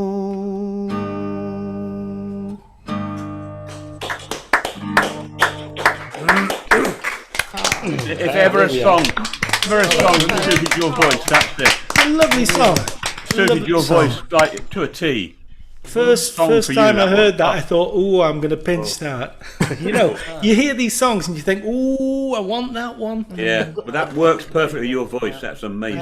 Well, it's very enjoyable. I must learn the words next time. There we are. I only heard it. Pleased for to the know, time. Alan, there is a Canada link to that as well. Oh yeah, Oh yeah. yeah. He was. He's from Andy Canada. Murray has just lost in straight sets whilst you were singing that. To a Canadian. Canadian. Oh, grand. Oh, sorry. Leslie will be chuffed, won't she? He's Scottish. A Canadian. Well. I don't know whether I influenced that game by singing that song. I don't know. Anyway, it's done now. Can't The undo John it. Wright Band were possibly the most popular turn we've ever had. Yeah, at the same in pub Conway as well. in its history. They become other roads. They became other roads after John died, didn't they? No, the people that were in the band when John Wright passed away became a group called Other Roads. That's right. Yeah, that's what I meant. Yeah, they were in both groups. Yeah, not the same without John Wright. Yeah. Originally, it was Kenny Spears on guitar, and it was Stuart Hardy on fiddle. Stuart Hardy from the Northeast on fiddle. Wow, Yeah, I know Stuart Hardy. I know Stuart. they were magical. There we are. I saw them once at the Thames Ditton Club when they were in that format. And I'd actually gone along. I've got an album by a guy called John Wright, who's a solo singer, a traditional singer, and brilliant on Jaws harp. And I thought this was him, and got a rather. But I did enjoy my. Well, I remember when we booked them for the B. We were in the B Hotel in Rill way back. I don't know, about 20, way over 20, 25, 30 years ago, and I thought anyone that names a group after themselves, the John Wright Band, they better be good. And I thought, oh yeah, go on, impress me. And I was absolutely blown away. Wow, they were good. They had no PA or anything on that evening either. It was just three brilliant musicians. There was no room for a PA in there, was there? I remember supporting You Slosh. Remember You Slosh being there? I remember the and name. Fox Perkins said, "We were no room for us because the whole room was taken up with their PA." Alan, wasn't Pete Abbott in there as well? Oh yeah, Pete Abbott's still in Other Roads. Yeah, he's the lead man in Other Roads. Yeah, He went. He's got a solo album out, hasn't he? Other Yeah. Road. Yeah, Pete Yeah. Abbott. Yeah. Yeah. Right, I'm just trying to think. I'd probably put John Wright as the number one turn. I mean, obviously everybody thinks differently. I'd put Dave Burland up there, and possibly Kimber's Men. Keith Price. I'll give him a mention because he listens to this every Saturday, and he'll be phoning me up and saying, "You brown noser." Right, and Leslie's noticed that she thinks it's not right that people should be sitting in Boy Scout uniforms drinking alcohol. Yeah, it's really not very good. I'm sorry, you're letting the side down. You know their Friday night is their dressing up night though, John. You know that, don't you? We've been through the fireman bit. Don't really want to know that. Right. I'm just wondering why we can only see Edna's head. I dread to think what she's wearing. Oh, there she goes. Look. Right, we've got to the halfway point, so we'll get round. We'll ask everybody if they want to do one, and if they don't, you don't, and that's fine. Oh, Michael's joined it. Talking of the devil. We'll come back to Mike. Anyway, Brian and Sue were saying earlier about they'd heard from someone, I can guess who, that we were a bit iffy about the sort of music you can play. I mean, you know, we're open to every type of music. And this is so John. old, it's probably becoming traditional. Speak, you Geordie people. I was going to say, no, we haven't heard from anybody. I was just a bit confused. There was two websites. And Yes, there's, I thought, there's the well, good website that I run and the shite website that somebody else runs. No, we really just wanted to confirm sort of what we could Yeah, sing. well, don't go to the wrong. Maya, I don't know if they're running. They may be defunct now. No idea. Right, this one is fast becoming a traditional song.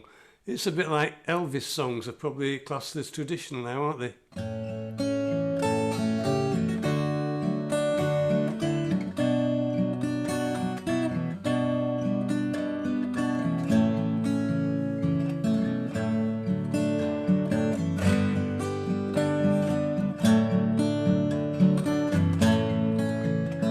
Love hurts and scars, love wounds and mars any heart not tough or strong enough. Takes a lot of pain, takes a lot of pain. Love is like a cloud, holds a lot of rain. Love hurts.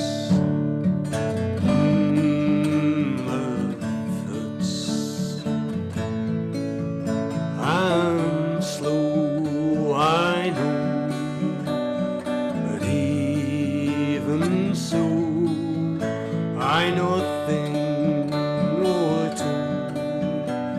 I've learned from you, really learned a lot, really learned a lot.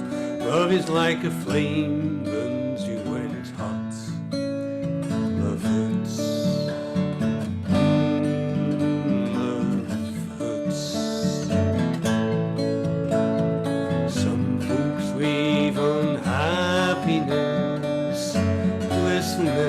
And togetherness.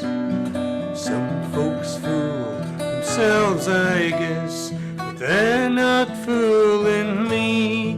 'Cause I know it isn't true, no it isn't true. Love is just a lie made to make you blue. Love hurts. Love hurts.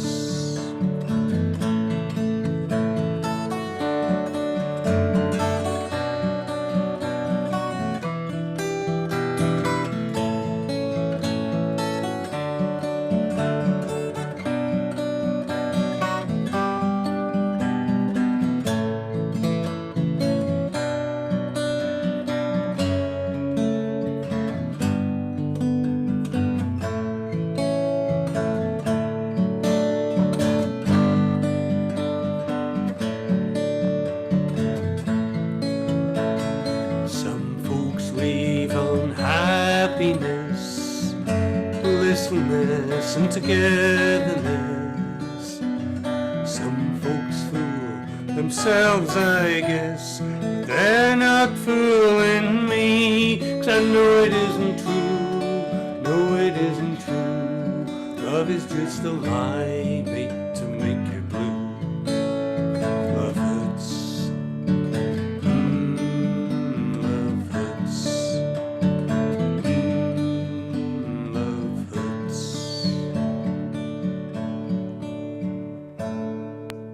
Yeah.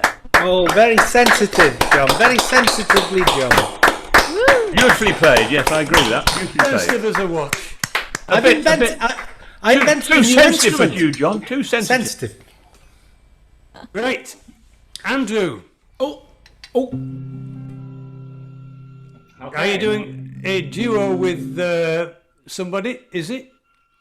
Izzy's going to provide a little chorus to this song. It's a song written by Grant Bainham, but my interpretation of it includes a little interlude, which Izzy is going to provide. everybody's heard of Grant Bainham, I'm sure, but the bit that Izzy's going to do is by some lesser known outfit called the Beatles or something. And Izzy's bit is going to go like this. Here, there, and everywhere. That's hair, as in hair that I haven't got. Okay. You have to unmute yourself, Izzy. That was a good idea, that, Batman. So we'll have a little practice at that, then we'll get straight into it. So it's a song about a bearded lady. Those who remember the days of circuses when we were allowed to have them. Blackpool Tower and all the fascinations up there.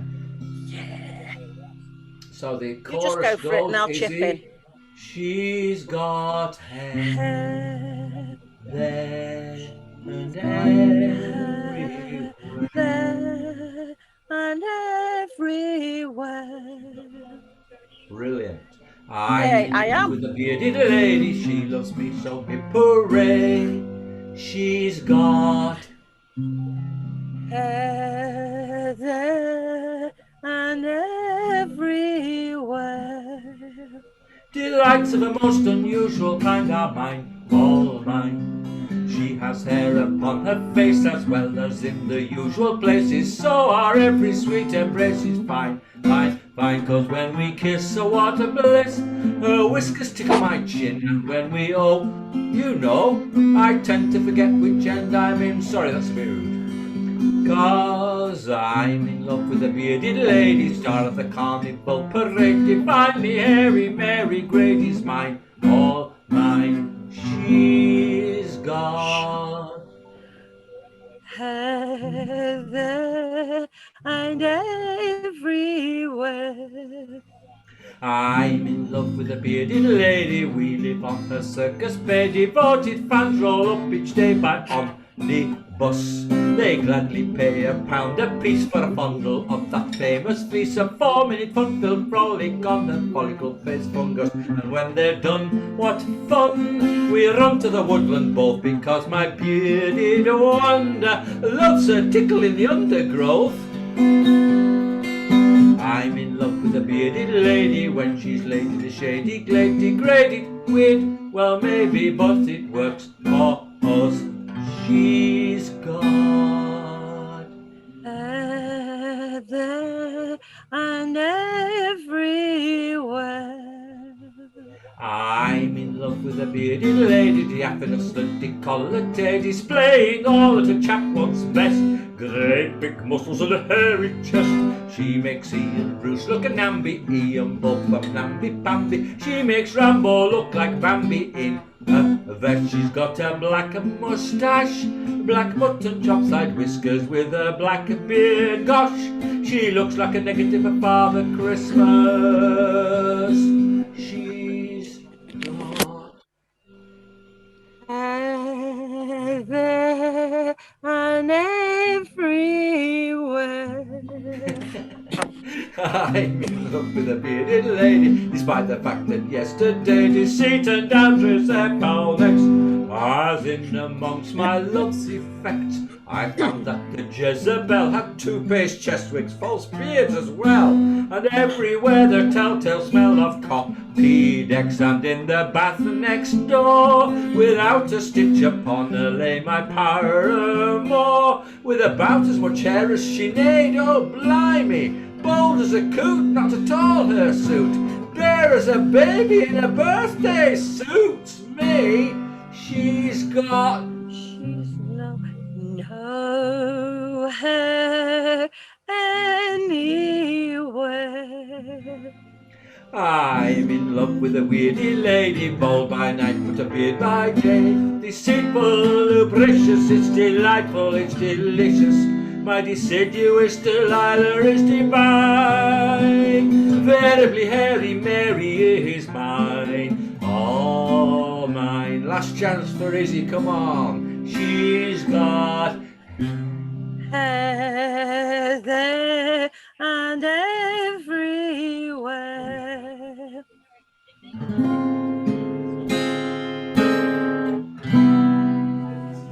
Yeah.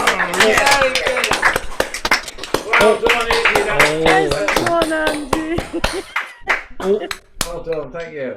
forgot to mention, there's just one rule in the club. If you finish a song on a major seventh, there's a fine to pay, Andy. All right.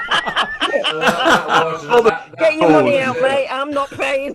That was a C diminished. Oh, it was a major seven. Don't you mess me about. Diminished seventh it was. Sorry about that.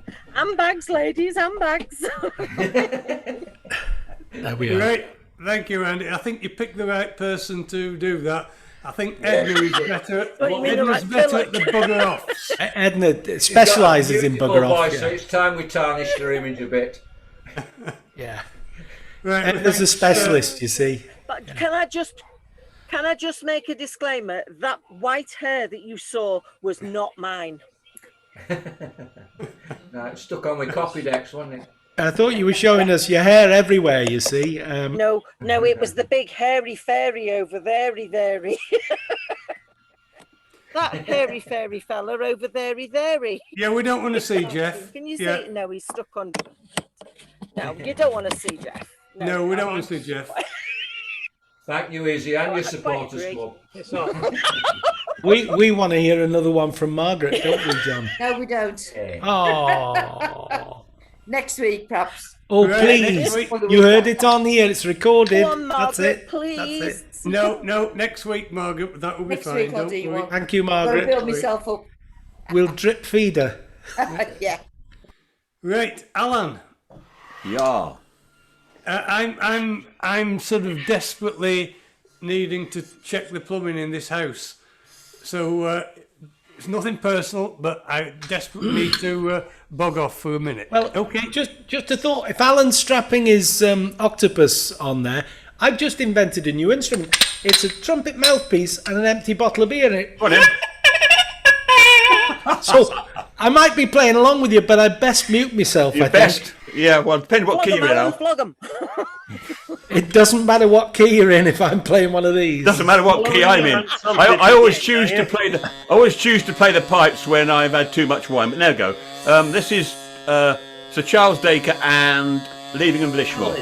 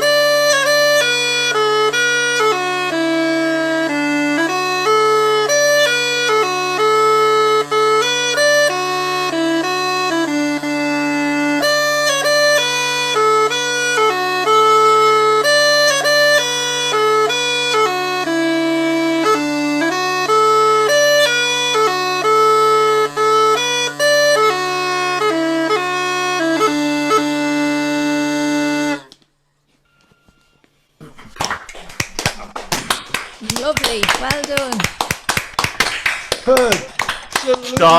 Tough start, stronger finish. I enjoyed that. I missed the first half. You had a little bit of an accordion accompaniment in my house. Yeah, Anyway. Leaving a Lishmore, lovely tune, that one. Lovely, yeah.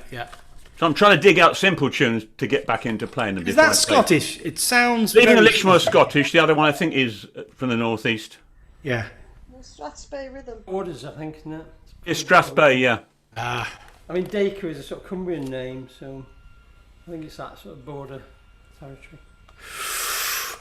There'll be blood. Oh, yeah.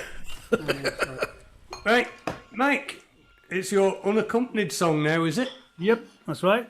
This is called "As I Roved Out." A few hundred years ago, when if a soldier went to war and left his wife in charge of the land that he had, very often they would take one of the village lads in just to look after the land while he was away, so that he didn't go to rack and ruin. Oh, Percy Filth. Percy Filth's on his way. Yeah. Things did happen, and this is the story of a lad who got involved with the lady of the house, and he regretted it really. As I roved out. As I roved out one fine May morning to view the meadows and the flowers gay, 'twas there I spied my own true lover, sitting under yon willow tree. I took off my hat and I did salute her. I did salute her most courageously. When she turned around, sure the tears fell from her, saying, "False young man, you have deluded me." A diamond ring I own I gave her, a diamond ring to wear on her right hand, but the vows you made, love, you went and you broke them. You married the lassie that had the land. If I'd married the lassie that had the land, my love, I'd rue it till the day I die. When misfortune falls, then no man can shun it. I was blindfolded, I'll ne'er deny. And at night when I go to my bed of slumber, thoughts of my true love run through my mind. When I turn around to embrace my darling, instead of gold, sure 'tis brass I find. Oh, I wish the Queen would recall her armies from the West Indies, America and Spain, and every man to his wedded woman,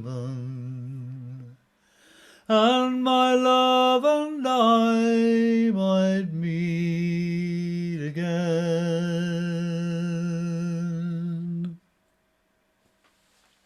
Beautiful, Mike. Well, probably that's the best version I've ever heard of that. You know, A plaintive quality, I think. Plaintive is the word I would Yeah, look I for agree, there. yeah. Thank you very much. Fabulous. Right, thank you, Mike. Oh, Brian's got his gob iron on. Oh, wait. It's a neck brace. Saved him from a bang in the back of the head from Sue. Yeah. Right. And I've been saving up and bought a plectrum, so we're going to use it twice tonight. Whoa. This is one you'll all know. It's. I could have just sent you a piece of broken nail. I've got plenty of them. Oh. This is Catch the Wind.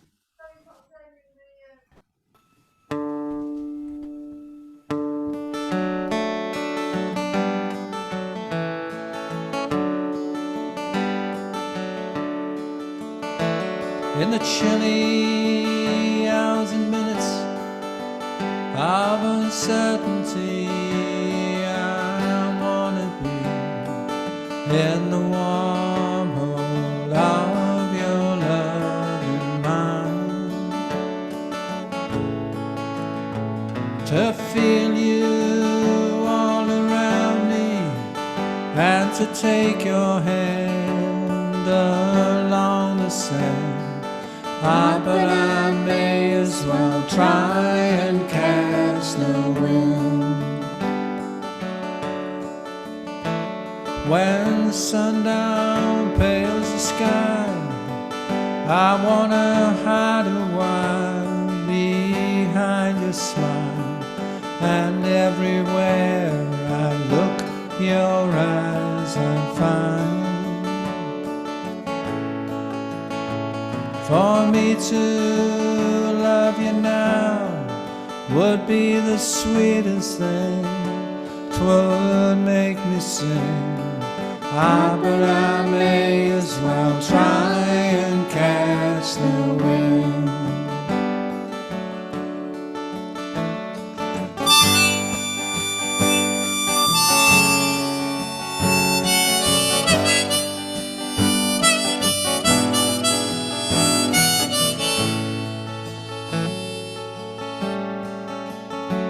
When rain has hung the leaves with tears, I want you near to kill my fears, to help me to leave all my blues behind.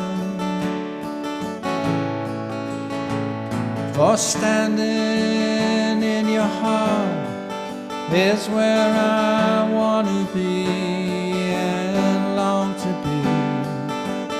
But I may as well try and catch the wind.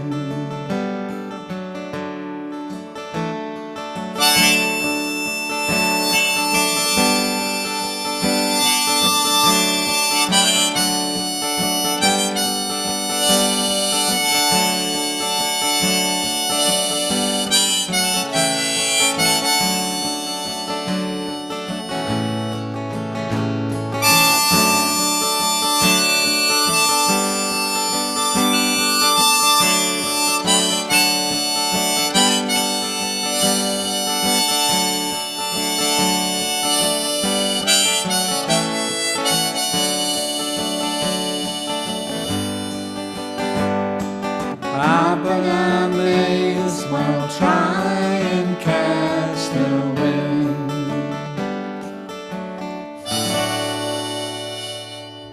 Yeah.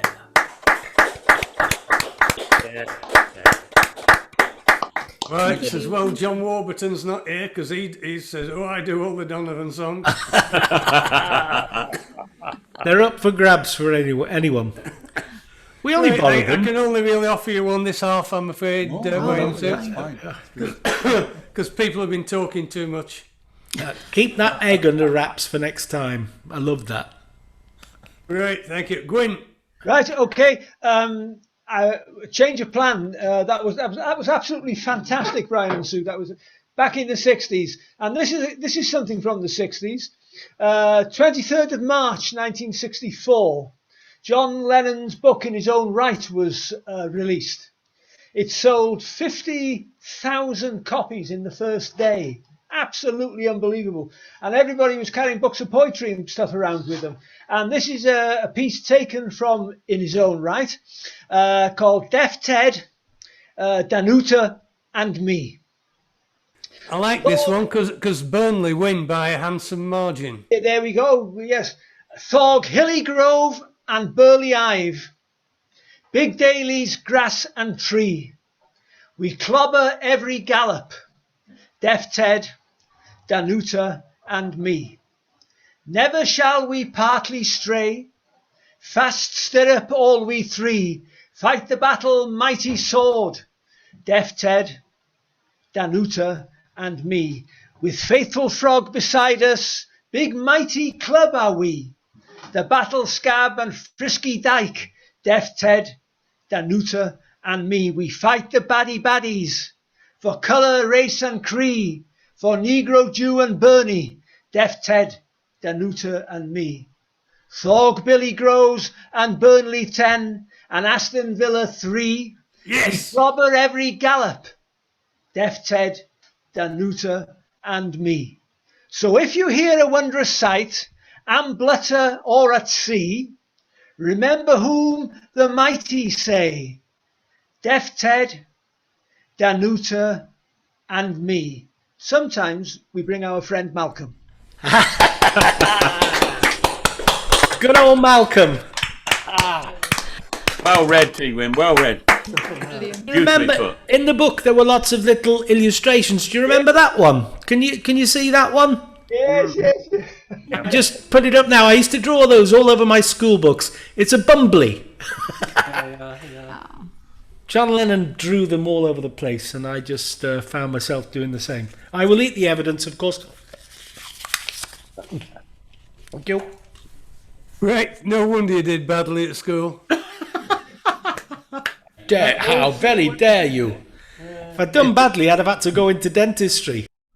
They Yeah, taught, well, they taught him I've to, done so badly. they taught him to inwardly digest. Come on. Yeah, that was for life's no hopers and ne'er-do-wells and social misfits. Is it? I know you're down there on my screen, but you should be up the top because you're next. Okay. I don't mind where I am, but I'm just letting you know I'm unstable. It says so in the middle of my screen. You've been unstable But for you're as going long to as say we I've know known that, you. Izzy, come on. For quite some time. Absolutely. some would say. Part of the criteria for being here. Yes, since everybody's known me. I don't care, I'm happy. Okay, cockles and mussels.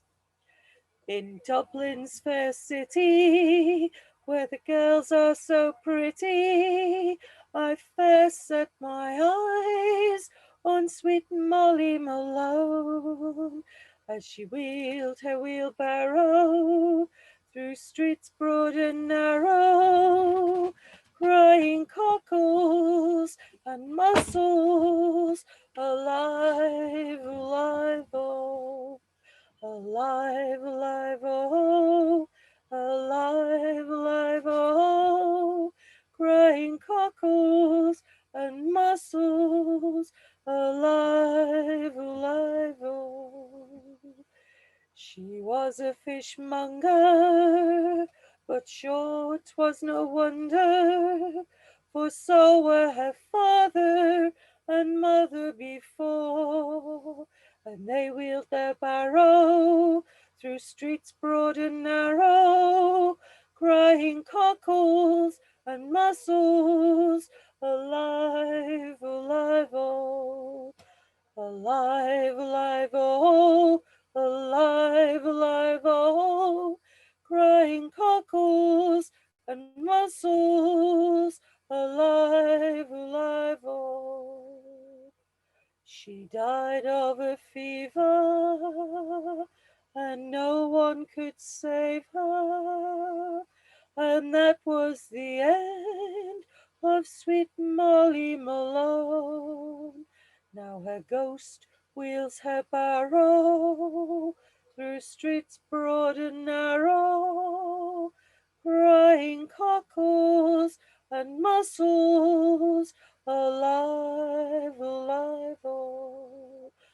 alive, alive, oh, alive, alive, oh, crying cockles and mussels, alive, alive, oh, alive, alive, oh, alive, alive, oh, crying cockles and mussels, alive, alive, oh.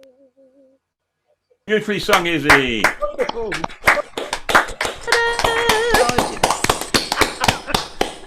could have all seen what I could see here.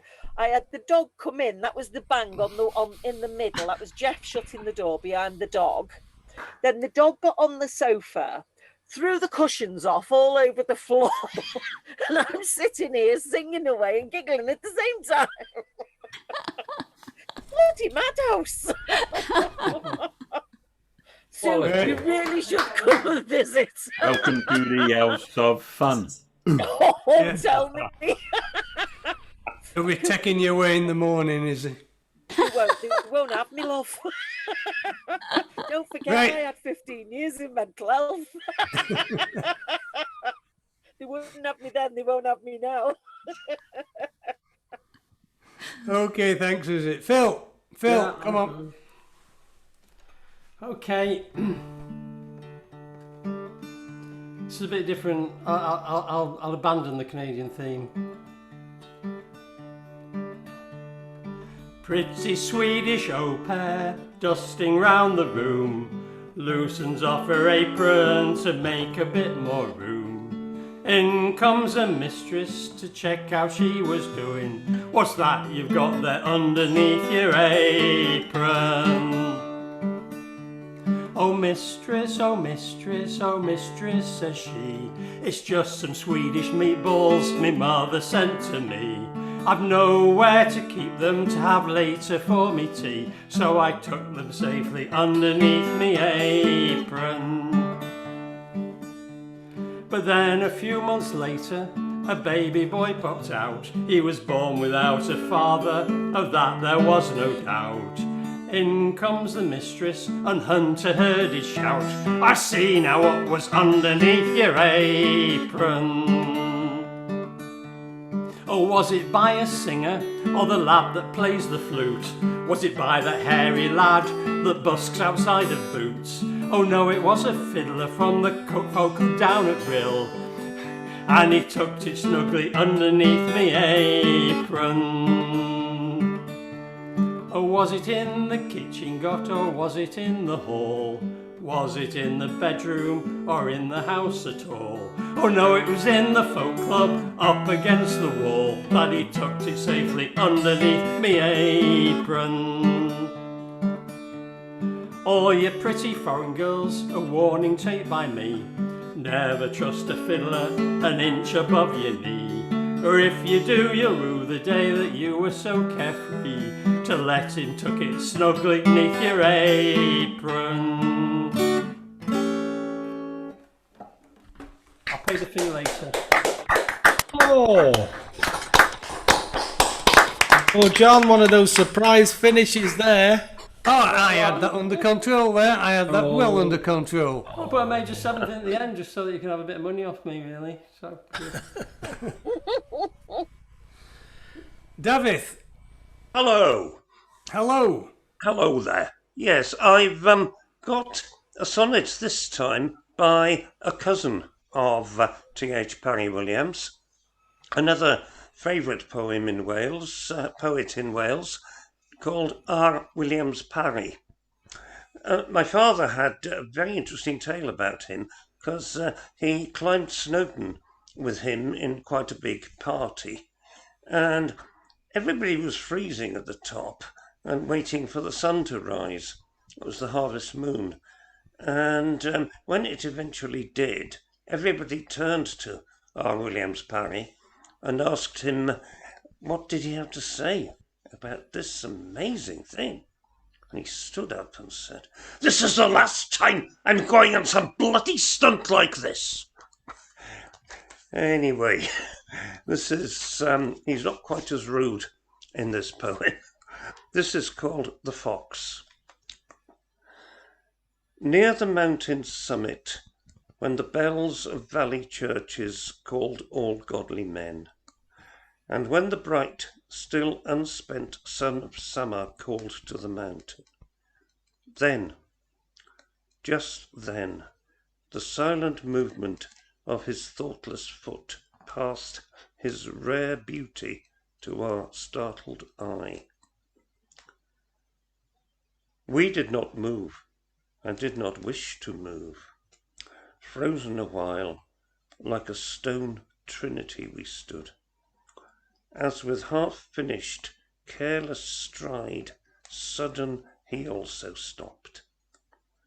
The steady light to the two eyes above the waiting pour upon us. Then, without haste or fright, over the ridge his ruddiness moved on, and like a shooting star had come and gone. Thank you.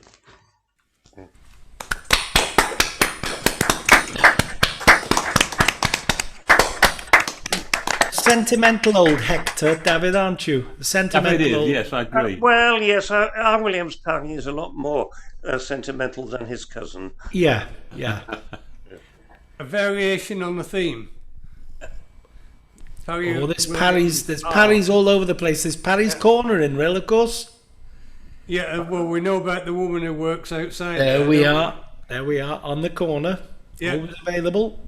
Yeah, good value. Good value. I believe so. Never tried it. How would you know this? I'm going to say, John, your experience. That's it. I've heard very good value for money. Talking of which, I'm just looking at the Jenkins little box there. I think they're playing strip poker down there, so it might be worth keeping an eye on that box. Oh. Just saying, that's all. They must have some.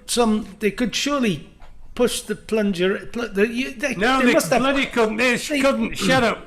They must have something for us. Oh. Yeah, of course they have. I've muted Alan. I don't want the plunger bloody song. Yeah. Right, where are we now? Mike and Helen. Sorry, just Mike. oh, passing on to Paul. She's gone to bed upset. Okay, well, I'm going to do what's sort of vaguely a folk song, I suppose, just to be really different. Modernish, Tim Hart of Tim Hart and Maddie Pryor and stuff like that. Somewhere Along the Road.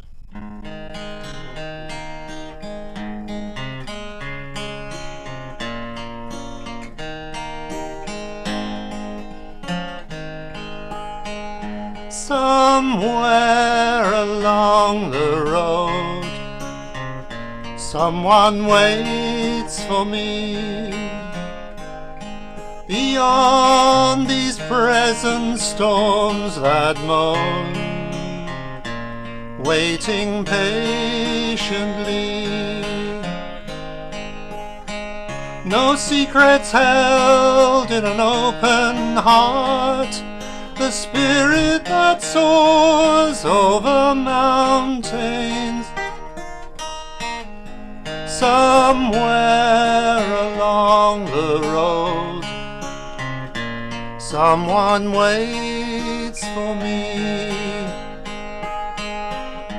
Somewhere along the road, someone waits for me.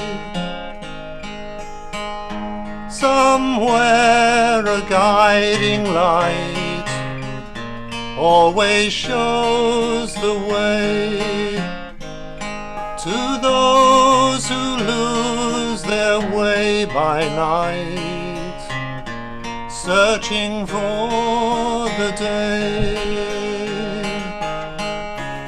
day away from happiness.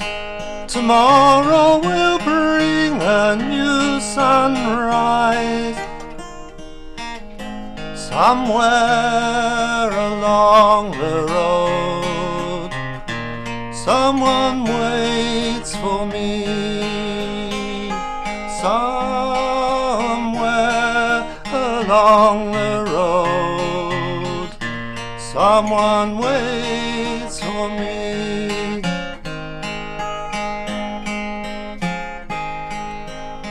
Sometimes when winds are still, unexpectedly, perhaps beyond this silent hill, a voice will call to me. Raise your eyes and see my world. Raise your voice and sing out. Somewhere along the road, someone waits for me. Yes, somewhere along the road, someone waits for me. Beautiful, Mike. Oh, Michael. Oh, brilliant. And there was us thinking Helen was carrying him all this time, eh? And he proved us wrong. He proved us wrong. Oh, How he about stands that? alone very well. Yeah, that was That were pretty bad, bloody really. good, actually. Not bad, was it? Could I put a request in sometime, please, Mike? Oh, for Helen's Georgia there, Lee look. again.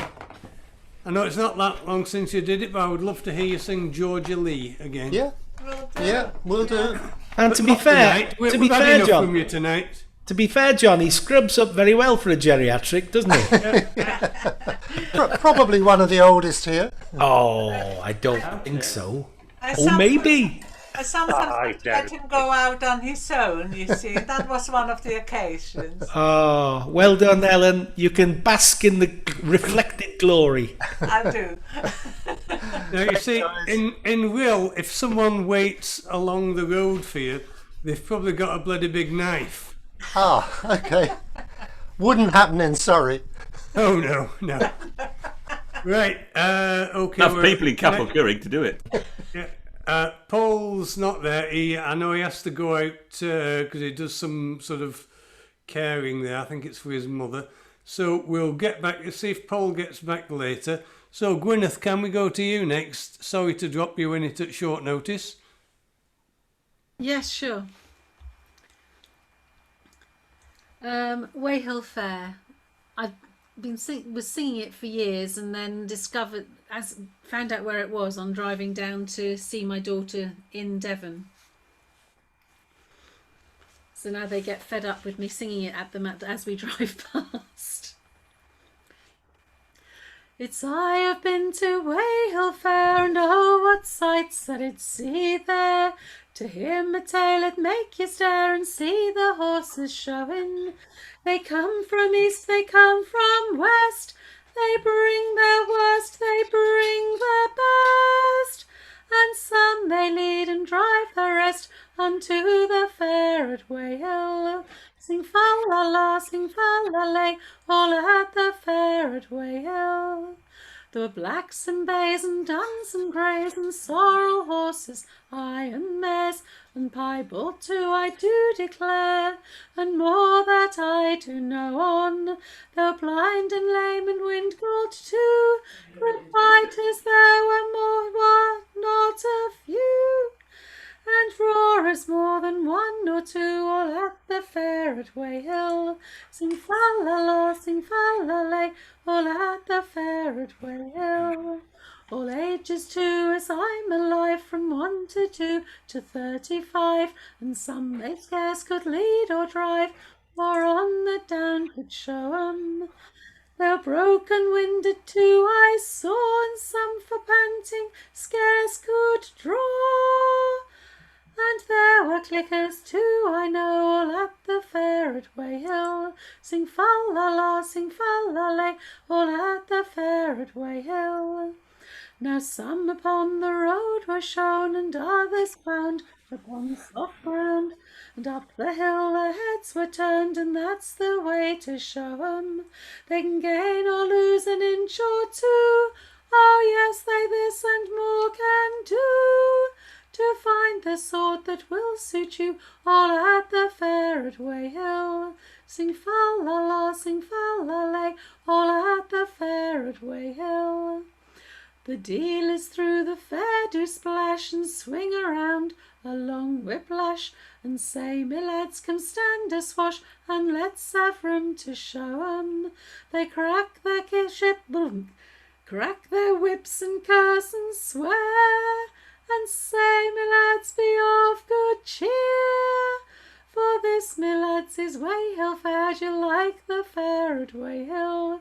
Sing fa-la-la, sing fa-la-lay, all at the fair at Weyhill." Thanks.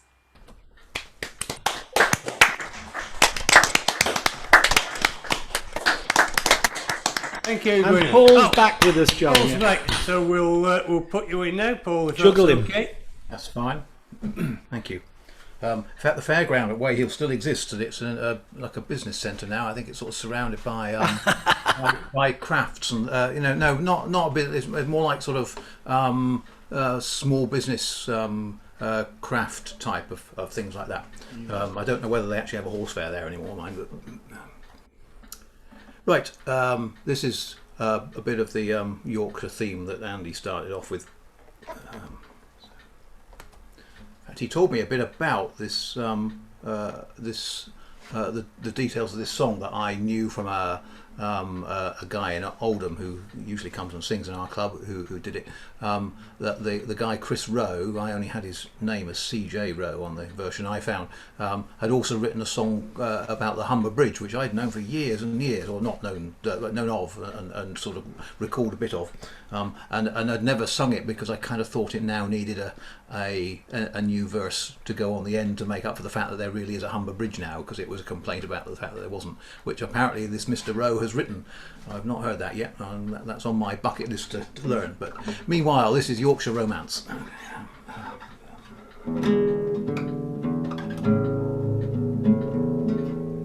The post's brought no letter.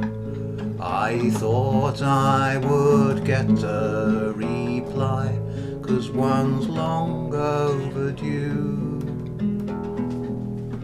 And I fondly remember a year last September, our Yorkshire romance for two.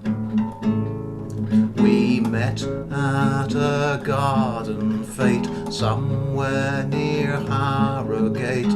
I fell in love at first sight. A weekend in Ripley and an evening in Shipley, and everything seemed to go right. The weather was dull when we visited Hull, which perhaps put a damper on things. So we pushed on to Brid, where we wasted 10 quid on sun lotion, sand and the swings. We visited briefly your auntie in Keighley, where I didn't know what to say. And I laughed when you slipped on a banana in Skipton. Perhaps that's where things went astray.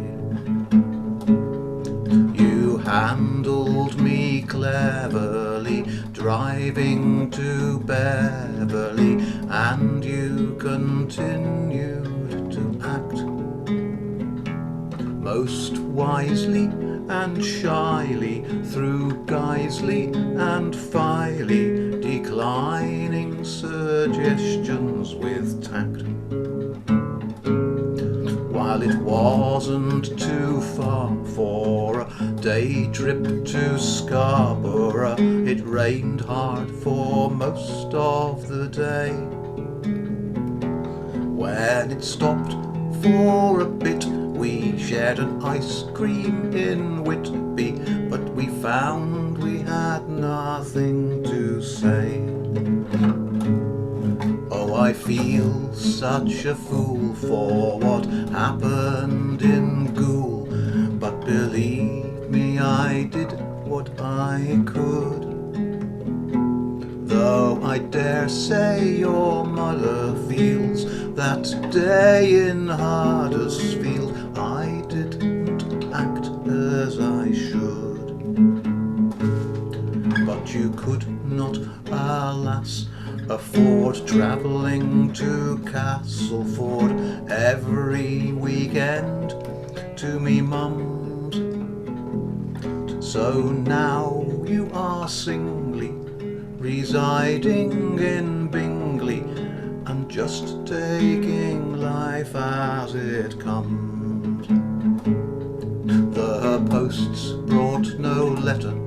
I thought I would get a reply, 'cause one's long overdue. And I fondly remember a year last September, our Yorkshire romance for two.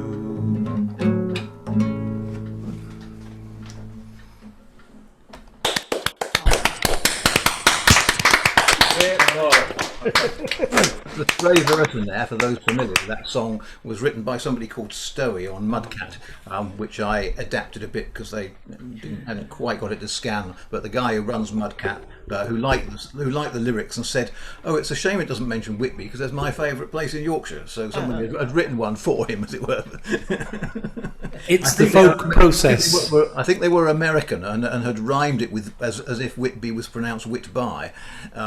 So that was one reason why the verse didn't quite. I don't mind going on record as saying, "What do Americans know?" I mean, they crucify our language, to be fair. It brings back fond memories to me, that song, when I served 5 years at Leeds at the dental school.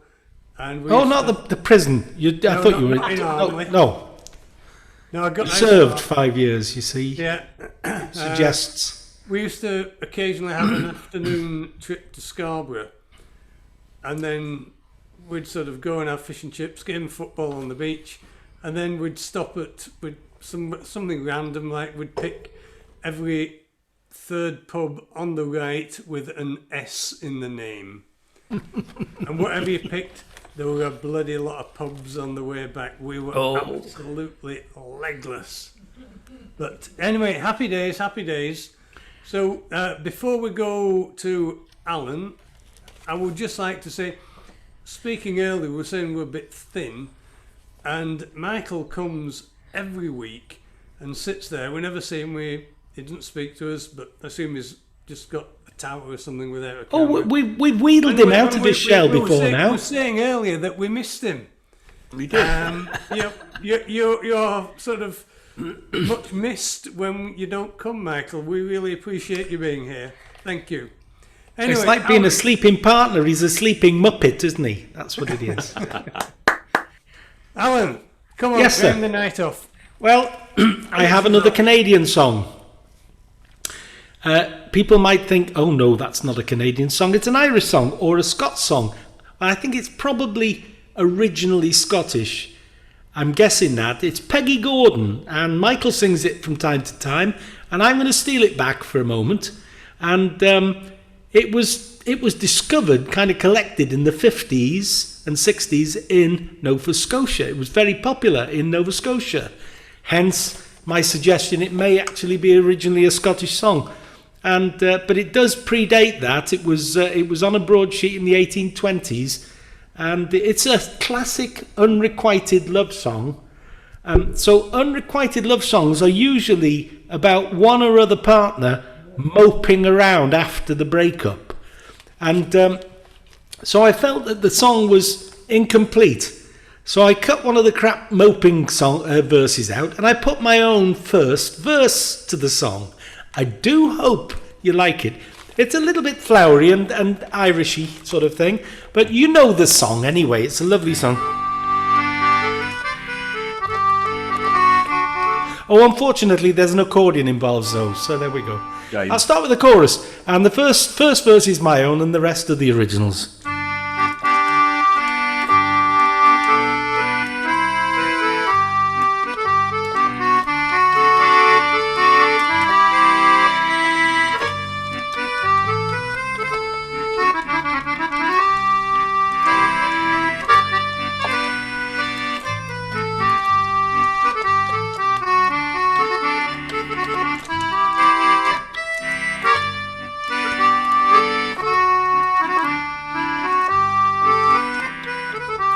Oh, Peggy Gordon, you are my darling. Come sit you down upon my knee. Come tell to me the very reason why I am slighted so by thee. The night being young and sweet music playing, I stepped up and asked her for to dance. To my delight, she flung her arms around me and sowed the seeds of our brief romance. Oh, Peggy Gordon, you are my darling. It's in G. Come sit you down upon my knee. Come tell to me the very reason why I am slighted so by thee. I'm so in love and I can't deny it. Me heart lies smothered in my breast. But it's not for you to let the world know it. A troubled mind can know no rest. Oh, Peggy Gordon, you are my darling. Come on. Come sit you down upon my knee. Come tell to me the very reason why I am slighted so by thee. My favorite verse.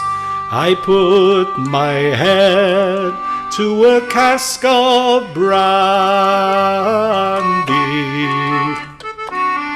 It was my fancy, I do declare, for when I'm drinking, it's then I'm thinking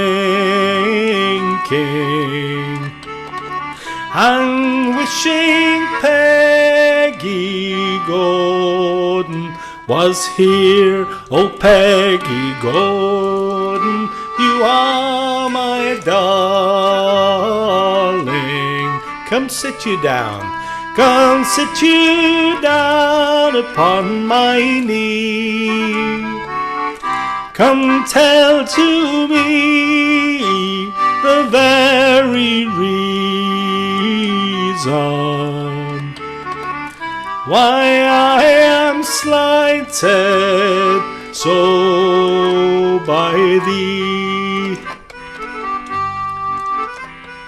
Now this last verse reminds me of a certain Ted Robshaw. I wish I was in some lonesome valley where womankind cannot be found, where the pretty little small birds do change their voices, and every moment a different sound. Oh, Peggy Gordon, you are my darling. Come sit you down upon my knee. Come tell to me very reason why I am slighted so by thee, O Peggy Gordon, you are my darling. Come sit you down upon my knee. Come tell to me the very reason why I am slighted so by thee.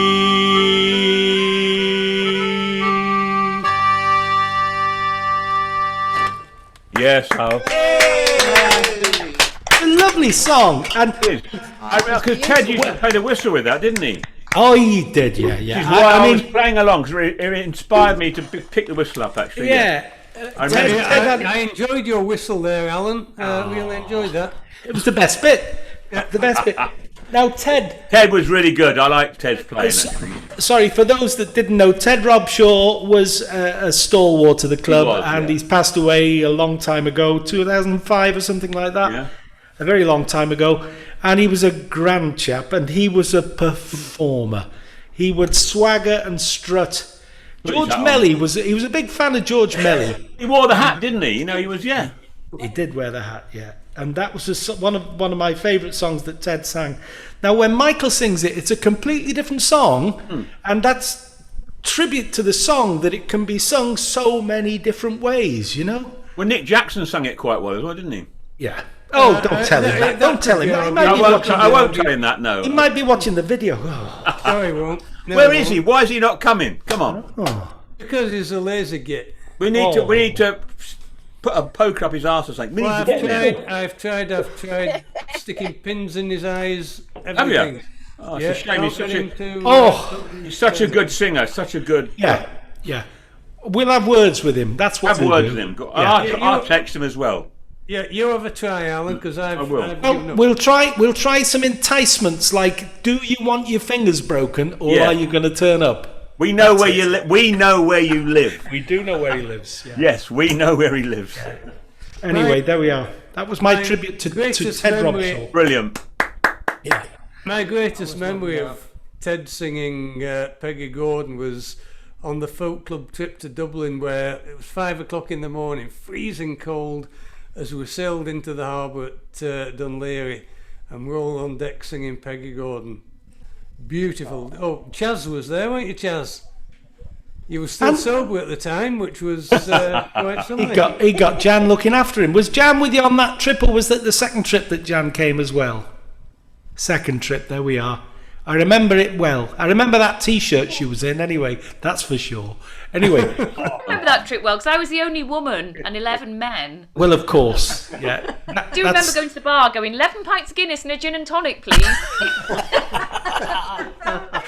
Oh, yeah. Well, if anyone wants to hear a bit of Ted Robshaw, I've got a video, a couple of videos lined up. If you go on the channel that all the folk club things, it's my channel, Jones the Phones, that all the folk club things are on, and have a little look there for stuff by Rum Bum and Concertina. Rum Bum and Concertina, that was the group that we formed. A very good group as well. Ted Robshaw was, well, apparently, Alan, it was North Wales' favourite folk group. Well, maybe it could have been Fox Firkin as well. I don't know who made that claim, but anyway, if you have a look for Rum Bum and Concertina, and you'll have a little look at Ted Robshaw, he was very special. He was, indeed. Right, we're winding up. I've got Tam Navulin we've got tonight, but we don't know where to drink it. I mean, we had our little spot on a Friday up in... Got to find a spot. Find one. So we're going to have to find a new spot for the dram and the coffee. A spot on the plains of Cheshire, We'll let you know. Oh, okay, good. Thank you everyone for turning up, and we'll see you next week. Okay, thank you all. Thank you, everyone. Good night. See you on Tuesday. Good night.